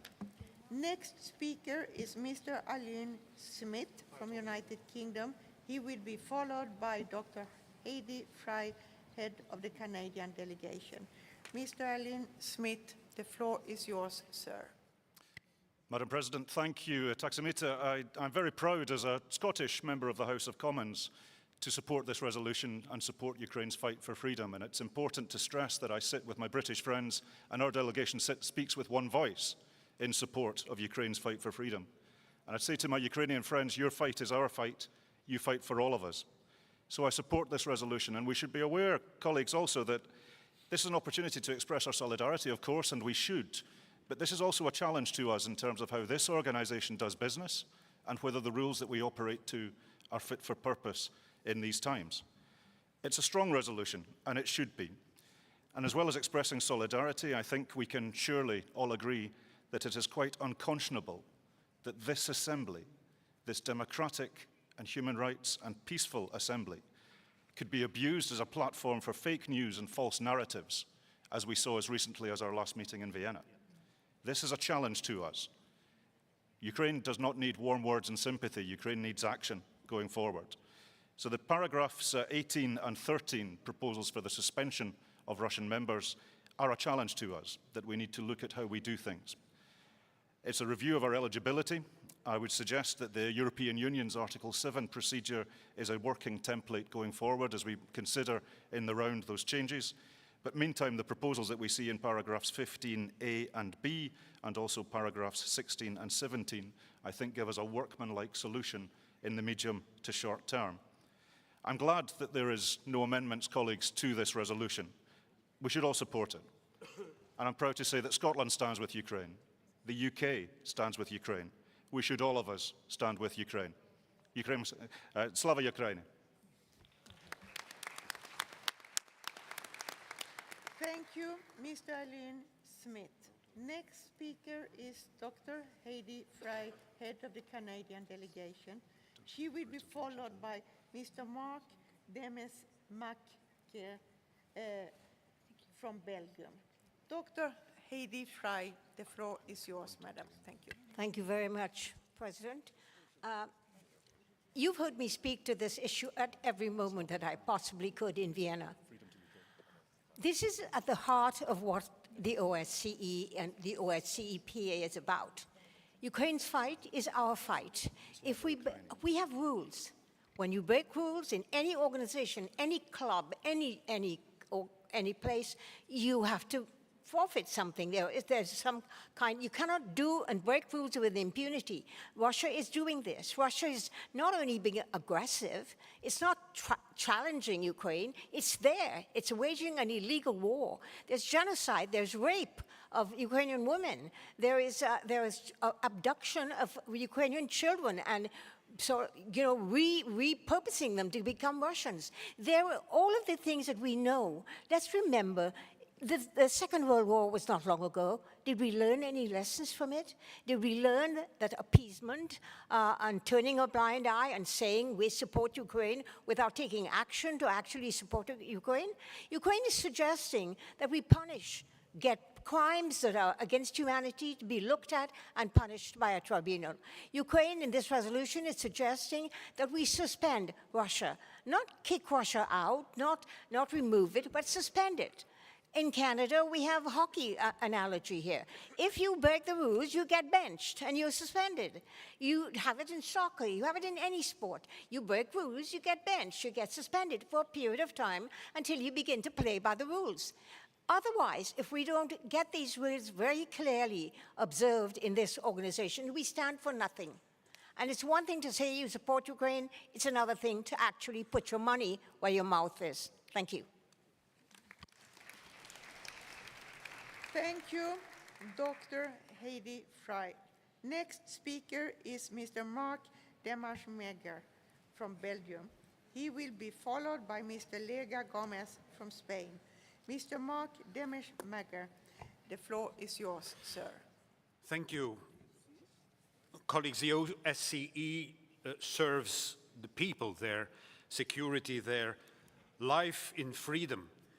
We held 1 minute of silence at the beginning of this session, and indeed tens of thousands of people would be alive, going on with their daily peaceful lives if it wasn't for the absurd imperial ambitions and aggression of the Russian Federation, denying the right of the Ukrainian people to exist as a nation, their right to self-determination, breaking all the OSCE principles. The leadership of the Russian Federation doesn't hesitate to commit horrendous war crimes, crimes against humanity, genocide. Unfortunately, I had the occasion to witness it myself in April last year, seeing the mass grave with hundreds of murdered people, talking to women who were abused and raped, people who were tortured and robbed. It has changed me forever. At this very moment, there is a threat even to a nuclear disaster. When the nuclear power plant of Zaporizhzhia would be destroyed, that would not only affect the people of Ukraine, but the whole region, the whole planet. It can't stay without consequences for those responsible for this crime of aggression. We stay firmly on the side of Ukraine indeed. We cannot let fatigue take over. In full solidarity with Ukraine and support of the resolution, Ukraine's freedom will not and glory will not perish, like the first verses of their national anthem, for those who know it. Штене времла Україні, ні слава, ні воля. Ще нам, браття українці, усміхнеться доля. Slava Ukraini! Thank you, Mr. Marc Demasmeger. Next speaker is Mr. Lega Gomez from Spain. He will be followed by Mr. Andreas Eby, head of the Swiss delegation. Mr. Lega Gomez, the floor is yours. Thank you, Mr. President. Bueno, creo que la respuesta unánime y firme contra la agresión rusa a Ucrania es inequívoca, lo es en términos políticos, lo es en términos económicos y lo es incluso en términos defensivos y de seguridad, ¿no?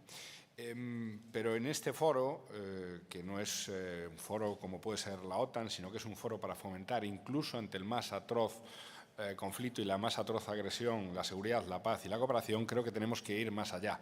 Y lo digo desde el máximo respeto, pero tengo la impresión de que estamos casi en los mismos debates que en Birmingham, que en Viena y que en Varsovia, y creo que deberíamos de, bueno, avanzar. En ese sentido, bueno, creo que es acertado que en esta resolución que aquí estamos debatiendo, que se emplee el término credibilidad, porque pone encima de la mesa el debate de fondo que tiene que ver con esta organización. En primer lugar, porque tener credibilidad significa tener legitimidad para operar sobre los conflictos. Y en segundo lugar, porque creo que efectivamente vivimos en un tiempo histórico en el que muchos han tratado de restar legitimidad a esta organización y a todas las organizaciones multilaterales que precisamente están diseñadas para avanzar y resolver los conflictos. Y es obvio que quien lo ha hecho precisamente porque son actores geopolíticos y geoeconómicos a los que le interesa que haya conflictos que se perpetúen y que sus vulneraciones de derechos humanos y de la legalidad internacional continúen impunes. Pero creo que es importante insistir en esto. ¿Qué tendríamos si no tuviéramos organizaciones multilaterales abiertas a fomentar el diálogo y la paz en un mundo cada vez más multipolar? Pues tendríamos irremediablemente un mundo dividido nuevamente en bloques, tendríamos la ley del más fuerte en vez de la legalidad internacional y, sobre todo, tendríamos una enorme incapacidad para resolver los grandes desafíos y retos civilizatorios que tenemos por delante, que son combatir la desigualdad, combatir el cambio climático y construir escenarios de paz.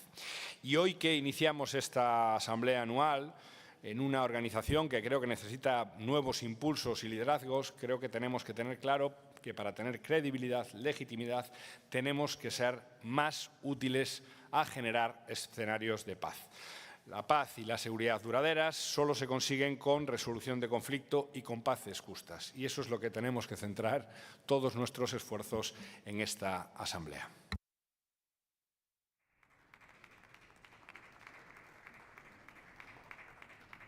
Thank you, Mr. Lega Gomez. Next speaker is Mr. Andreas Ebbe, head of the Switzerland delegation. He will be followed by Mr. Joran van Wijngaarden from Netherlands. Mr. Andreas Ebbe, the floor is yours, sir. Sehr geehrte Frau Präsidentin, sehr geehrte Damen und Herren, liebe Kolleginnen und Kollegen. Der OSZE-Raum durchlebt derzeit besonders düstere Stunden. Den illegalen und illegitimen Angriffskrieg, den Russland in die Ukraine entfesselt hat, verurteilt die Schweiz vorbehaltlos und auf das Schärfste. Wir unterstützen grundsätzlich diese Resolution. Wir sind aber überzeugt, dass der uns vorliegende Vorschlag, insbesondere die Absätze 11, 14, 15, 16 und 18, längerfristig zu negativen Folgen führen wird. Mit der Annahme dieser Resolution in dieser Form verpflichten wir nicht nur unsere Parlamentarische Versammlung. Wir riskieren auch, die OSZE als Ganzes zu schwächen, indem wir einen Kaskadeneffekt auslösen, den wir nicht mehr eindämmen können. Die OSZE ist heute eine der wenigen multilateralen Plattformen, die alle an den Konflikten beteiligten Parteien an einen Tisch bringt. Die historische Mission der OSZE sowie unsere eigene Mission beruhen auf diesem unerschütterlichen Willen zum Dialog, so schwierig und unerträglich dieser derzeit auch sein mag. Daher muss die Möglichkeit des Dialogs zu jeder Zeit und unter allen Umständen erhalten bleiben. In unserer Versammlung sowie in allen weiteren OSZE-Gremien. Nun stelle ich Ihnen die Frage: Wenn einem unserer Mitgliedsparlamente das Rederecht entzogen wird oder Mitgliedstaaten ausgeschlossen werden, welche Perspektive bleibt dann für den Dialog? Aus diesem Grund fordere ich Sie, liebe Kolleginnen und Kollegen, auf, die Änderungsanträge, die Paragraphen des Unterausschusses 11, 14, 15, 16 und 18 abzulehnen, und ich möchte, dass separat über diese Paragraphen abgestimmt wird.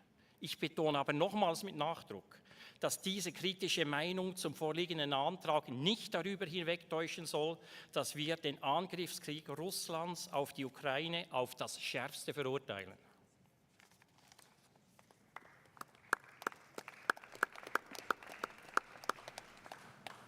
Thank you, Mr. Andreas Ebbe.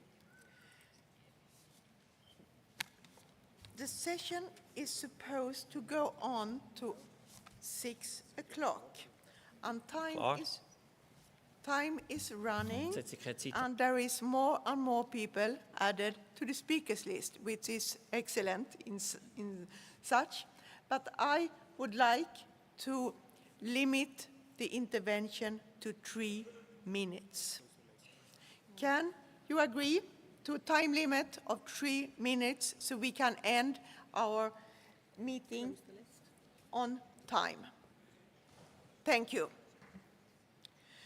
Our next speaker on my list is Mr. Joran van Wijngaarden. He will be followed by Mr. Kyriakos Hadjiani from Cyprus. Mr. Joran van Wijngaarden, the floor is yours, sir. Thank you, Madam President, and thank you very much to the Ukrainian delegation for this resolution. I think we are all united in how much we want this war to end. And that's why we will continue, also the Dutch government will continue to support Ukraine as long as is necessary and with whatever is necessary, including fighter jets and hopefully in the future also cluster ammunition in order to win this war.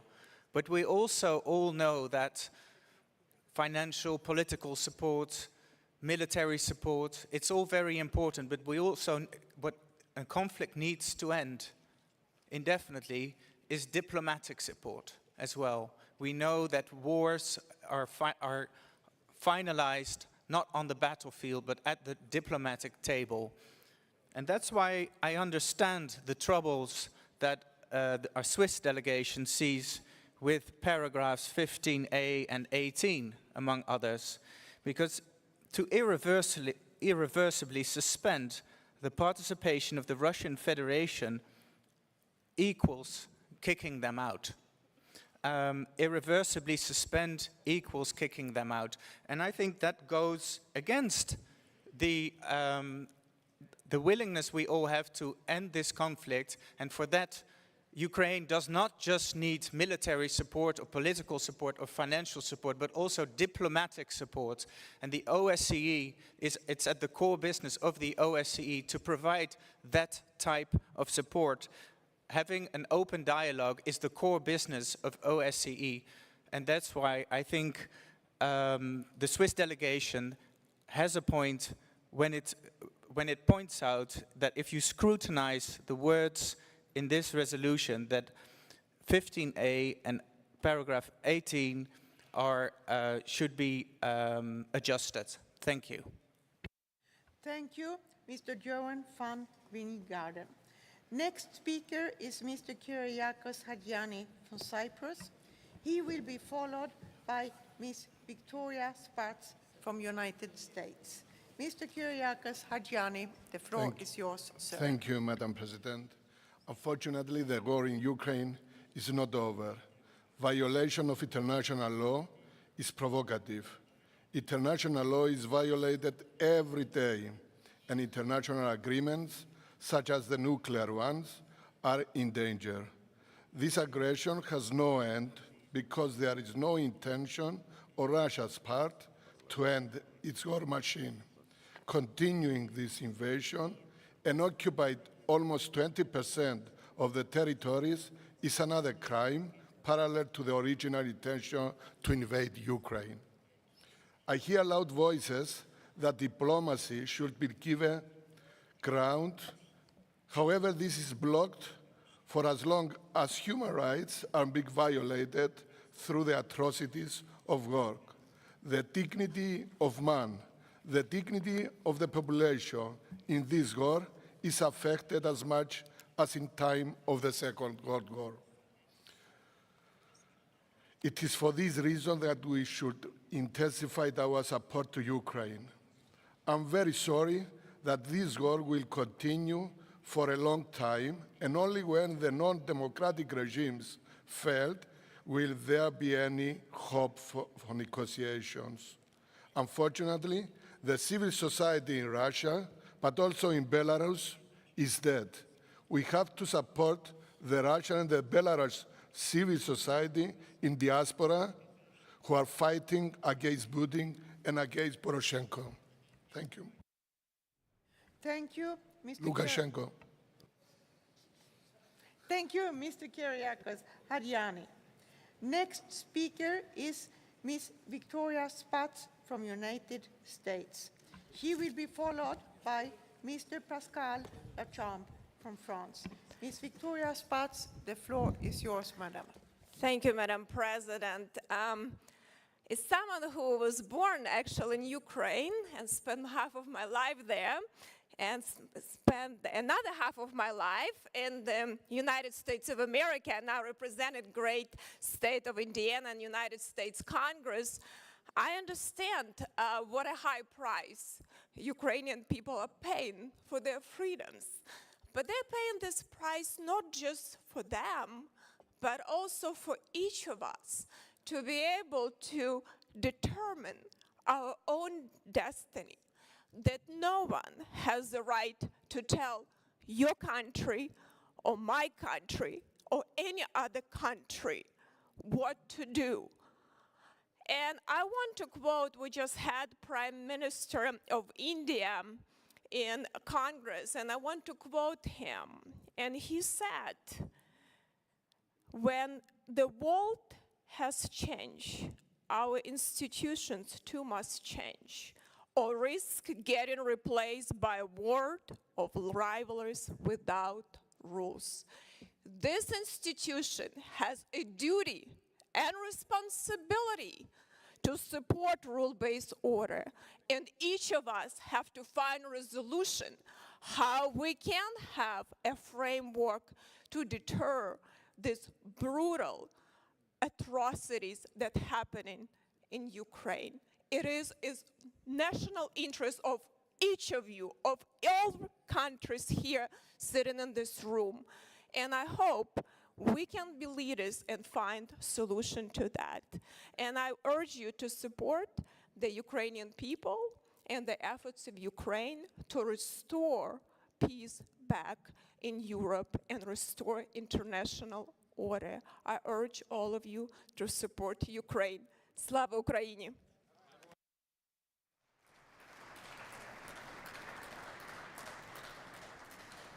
Thank you, Ms. Victoria Spatz. Next speaker on my list is Mr. Pascal Lechamp from France. The floor is yours, sir.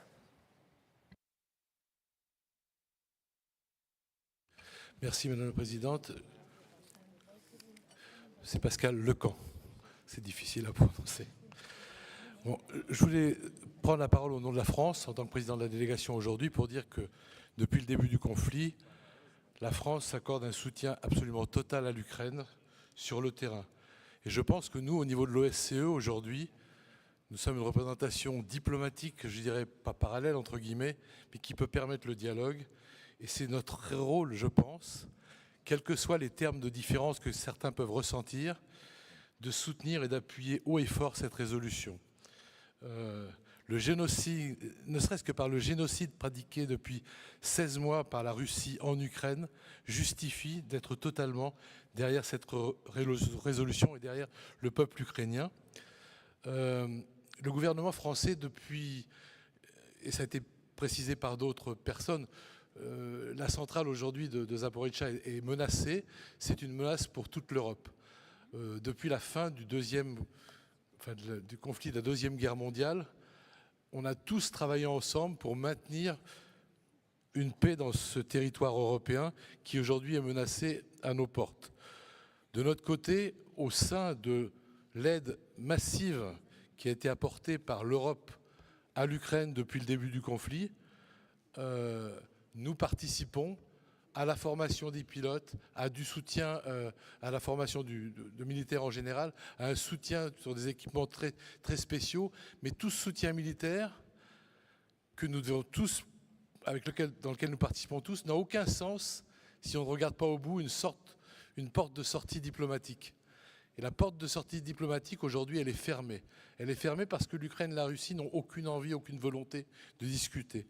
Et je pense que c'est dans ce cadre, c'est pour ça que je soutiens tous les orateurs majoritairement précédents, que l'OSCE doit trouver son vrai rôle d'être la première pierre à un édifice diplomatique qui sera porté ensuite par les différents pays, par l'Union européenne. Et je voudrais profiter de cette prise de parole pour dire une chose qui n'a pas été dite encore jusque-là, c'est d'appeler à la libération par la Russie des 3 personnels de l'OSCE qui aujourd'hui sont prisonniers en Russie. Je vous remercie.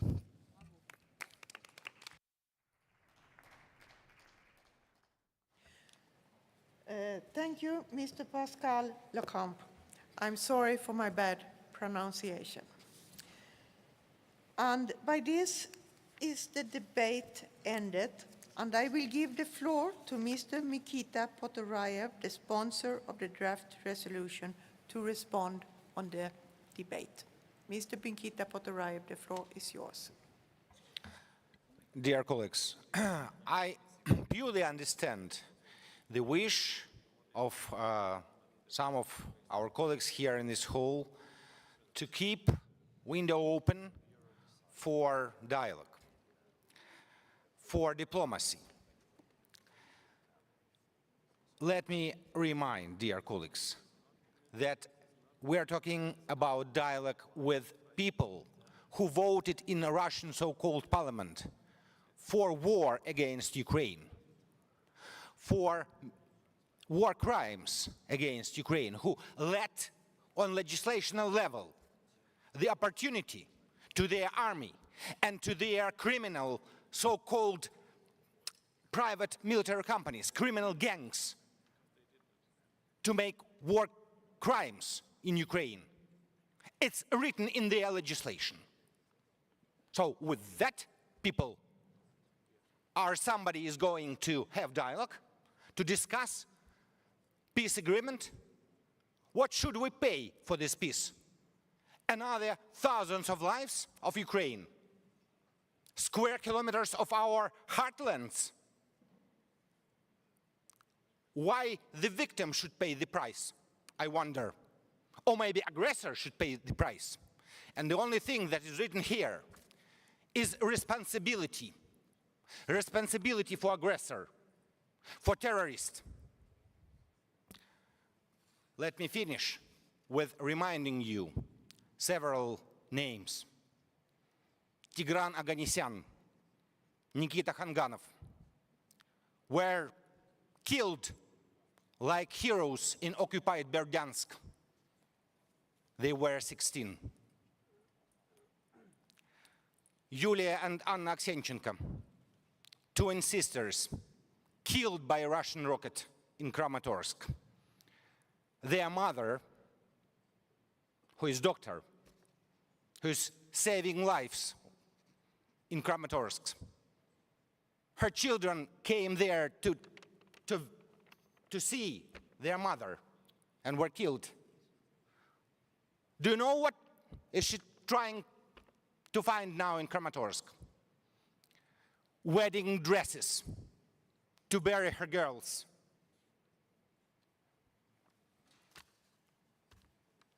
Good looking. So, colleagues, it's not about closing an opportunity to diplomacy or dialogue with responsible politicians who will represent really Russian society. And we believe still in Ukraine that the day will come and we will do some business, some possible business with free democratic Russian Federation or free democratic different states which stand in that territory, but not with murderers, not with criminals. Time is running. Thank you, colleagues. It's about responsibility again.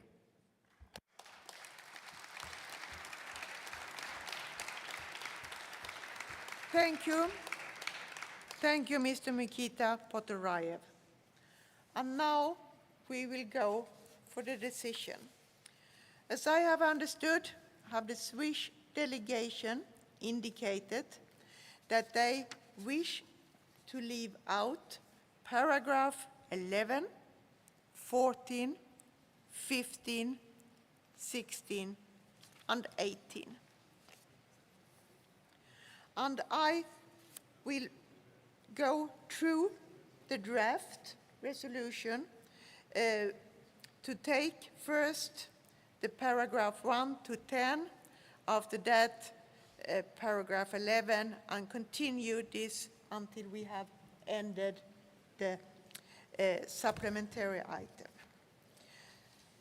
So I will first ask you to vote on paragraph 1 to 10, and I will then call the Assembly for number 11. So now you will use your voting cards.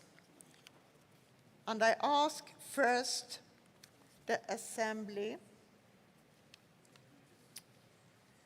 to vote on paragraph 1 to 10. Anyone who vote against, please raise your card.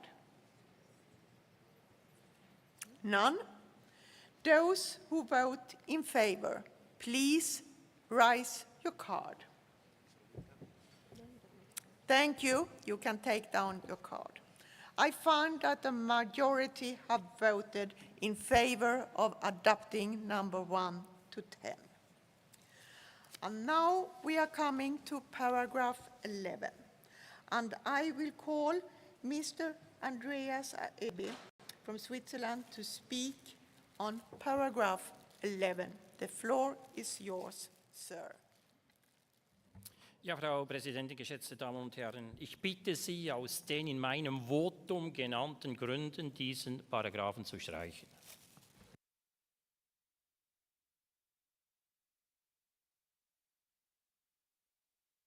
Thank you, Mr. Andreas Eby. I will give the floor to Mr. Mikita Potorayev to speak for paragraph 11. The floor is yours, Mr. Mikita Potorayev. Colleagues, all these paragraphs about responsibility. Let me stress it, and if it's necessary, I will be repeating it again and again. It's about responsibility of terrorists and aggressors.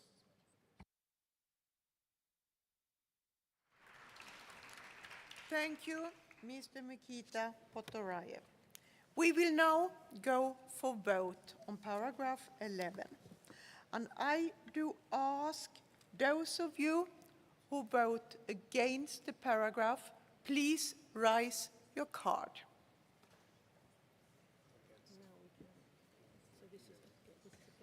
Mm-hmm. Just make sure they're leaving. Mm-hmm.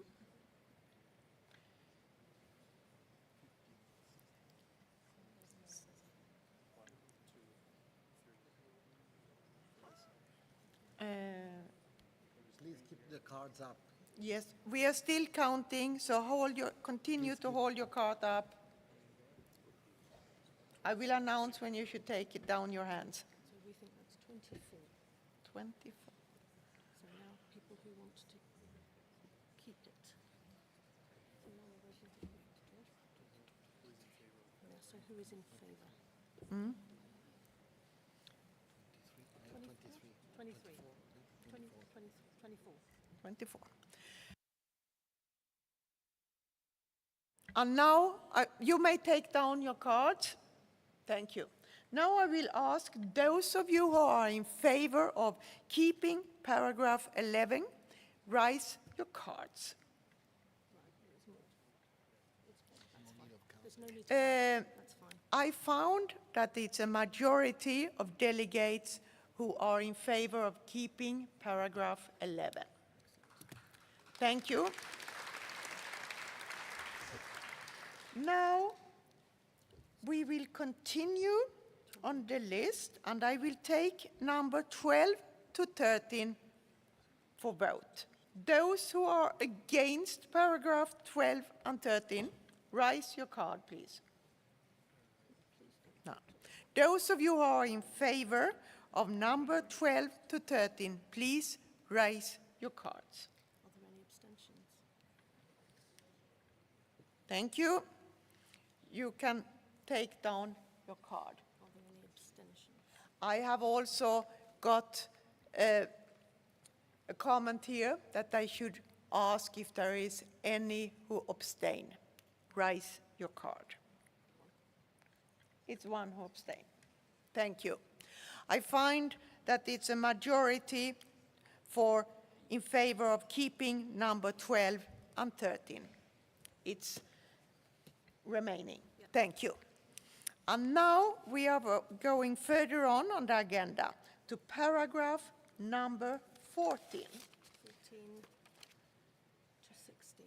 No, I think I will take them one by one, not together. So I take number 14 first, and I will give the floor to Mr. Andreas Aebi to speak on paragraph 14. The floor is yours, sir. Ja, Frau Präsidentin, geschätzte Damen und Herren, auch hier habe ich in meinem Votum die Gründe kundgetan, warum wir diesen Paragraphen streichen wollen. Ich möchte noch einmal ganz klar unterstreichen, dass wir die russische Aggression aufs Schärfste verurteilen, aber dennoch eine Tür zum Dialog offen haben möchten. Das ist der Grund, dass wir diesen Paragraphen 14 streichen wollen.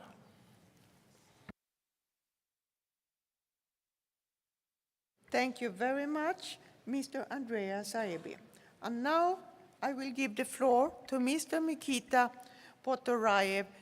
The floor is yours, sir. Colleagues, please accept me in a right way.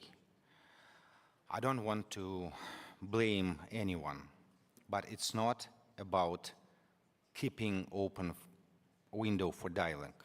It's about tolerating crimes, not about dialogue, colleagues. Thank you. Thank you, Mr. Mikita Potorayev. I will now go for vote. Those of you who are against the paragraph number 14, please raise your card. Hold it up so it's possible to count.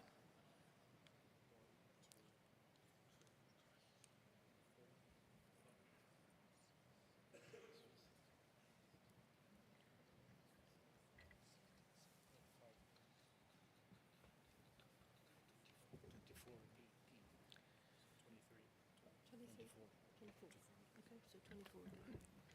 24 against. And now I will ask those of you who are in favor of keeping paragraph 14, please raise your card, hold them up. Thank you. And now I will ask any abstention, please raise your card.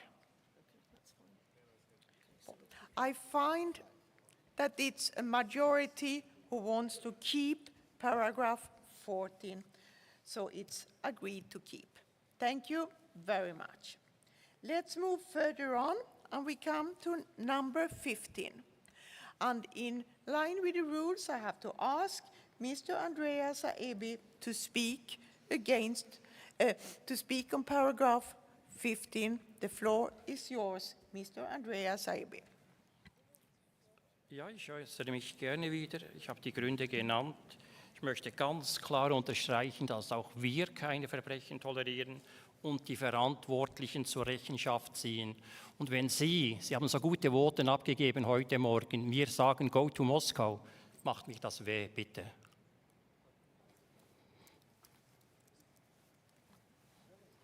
Thank you, Mr. Andreas Aebi. Now I will give the floor to Mr. Mikita Potorayev. The floor is yours, sir.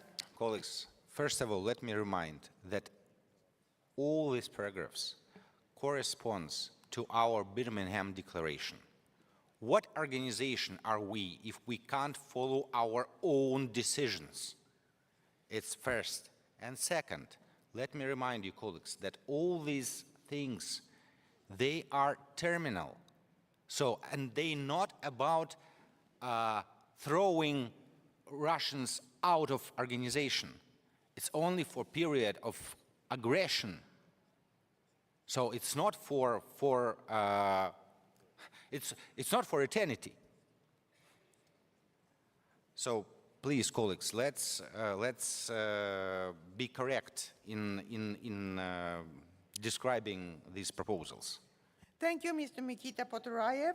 And now I will go for decision and ask first, those of you who are against the paragraph, please raise your card. Hold it up until the counting is done.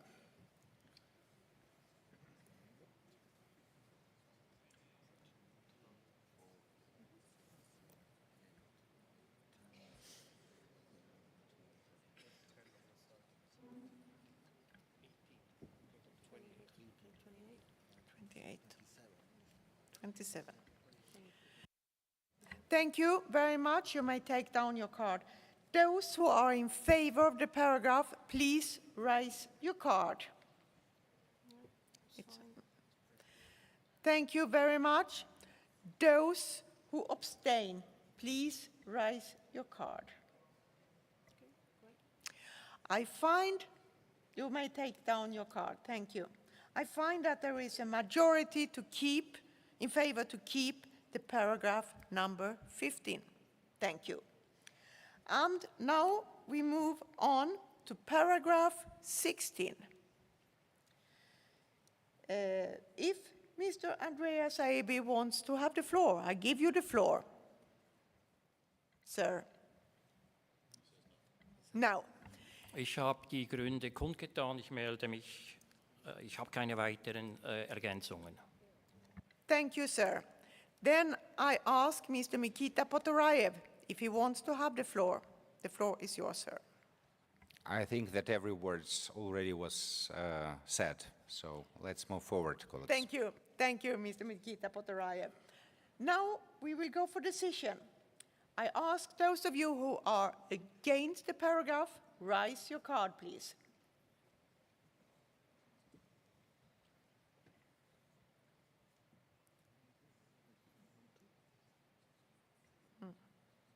It's about the same. 19.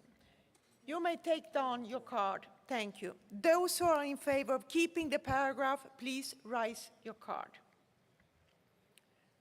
Thank you very much. You may take down your card. Any abstention, please raise your card. Thank you very much.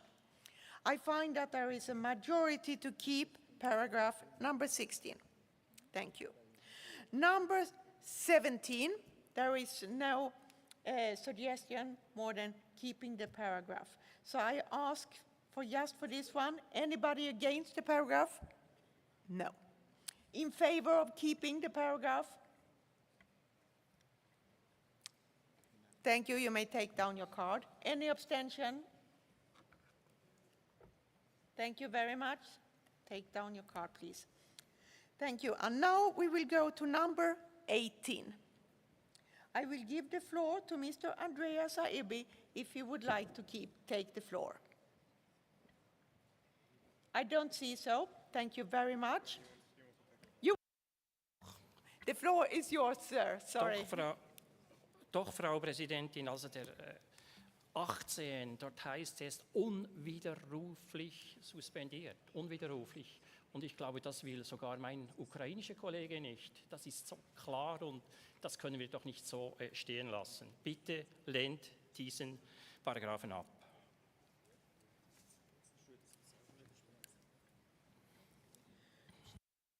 Thank you, Mr. Andreas Aiby. Now I ask Mr. Mikita Potorayev to take the floor. This floor is yours. Colleagues, I know that our wording sometimes can make maybe a wrong impression for someone. But believe us, after living for more than a year and a half under Russian bombs, rockets, losing our friends and relatives, you prefer to be not so politically correct, though you prefer to be concrete and direct. So sorry for our concrete wording. Thank you, Mr. Mikita Potorayev. I will now take paragraph 18 up for voting. Those who are against, please raise your card.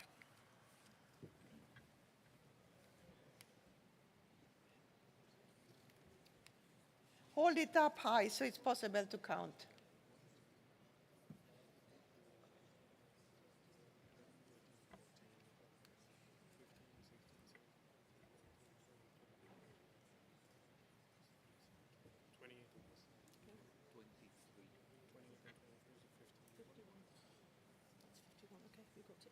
You got it? Yep. Thank you. You may take down your card. Those in favor of keeping paragraph 18, please raise your card.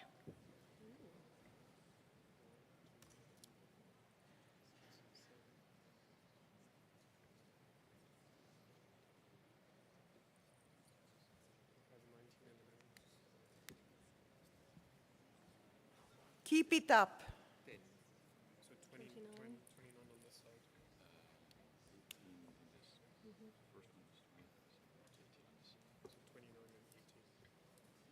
20 and 18. What? It was 29. 29 here. Okay, plus 18. So it's 47. Oh, okay. So that one's gone. Yeah. You are ready? Yep, so we Abstention. Abstention. And now I ask, you may take down your card. For abstentions, please raise your card.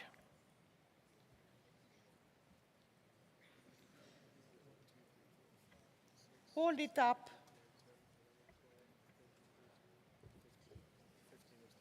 15 abstentions, okay.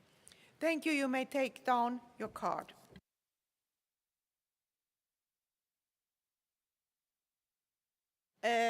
Paragraph 18 is rejected.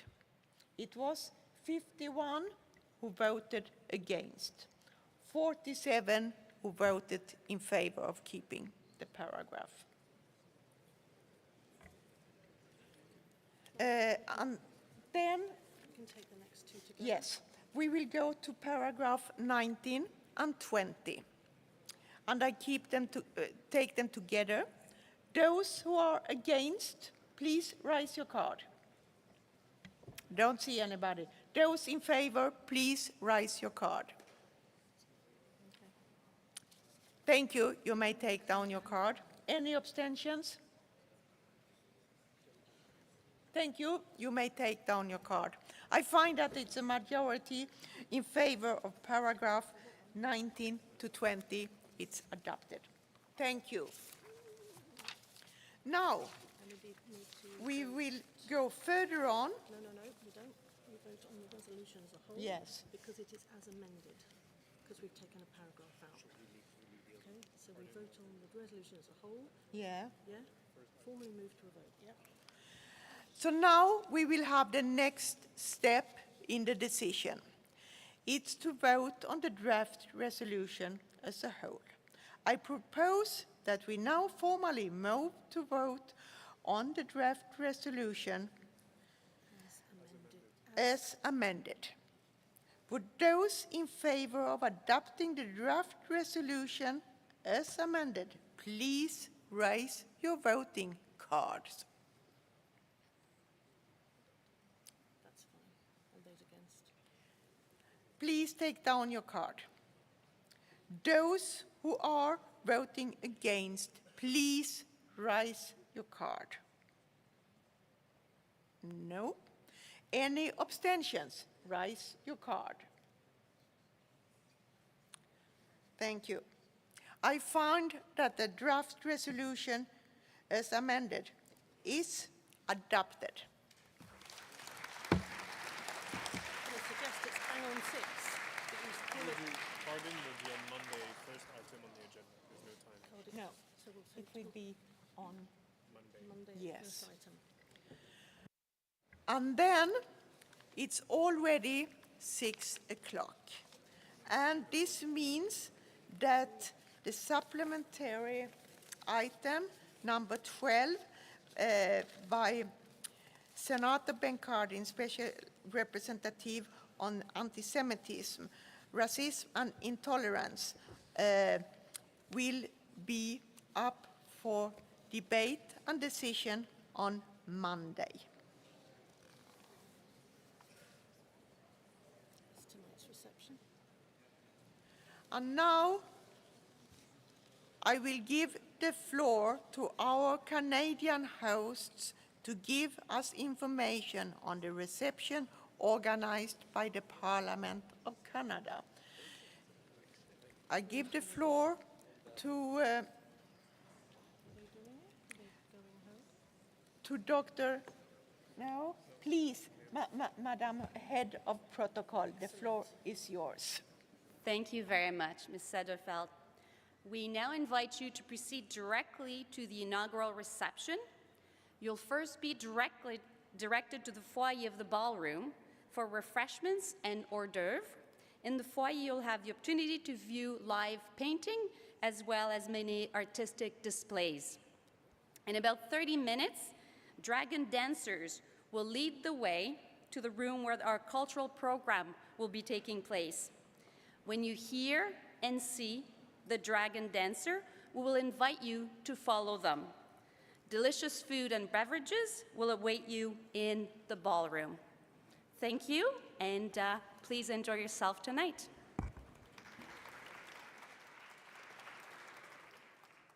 Before we are going out, I would like to say thank you for today, and also just mention that tomorrow and on Sunday, it's meetings in the committees. You have all the information sent out.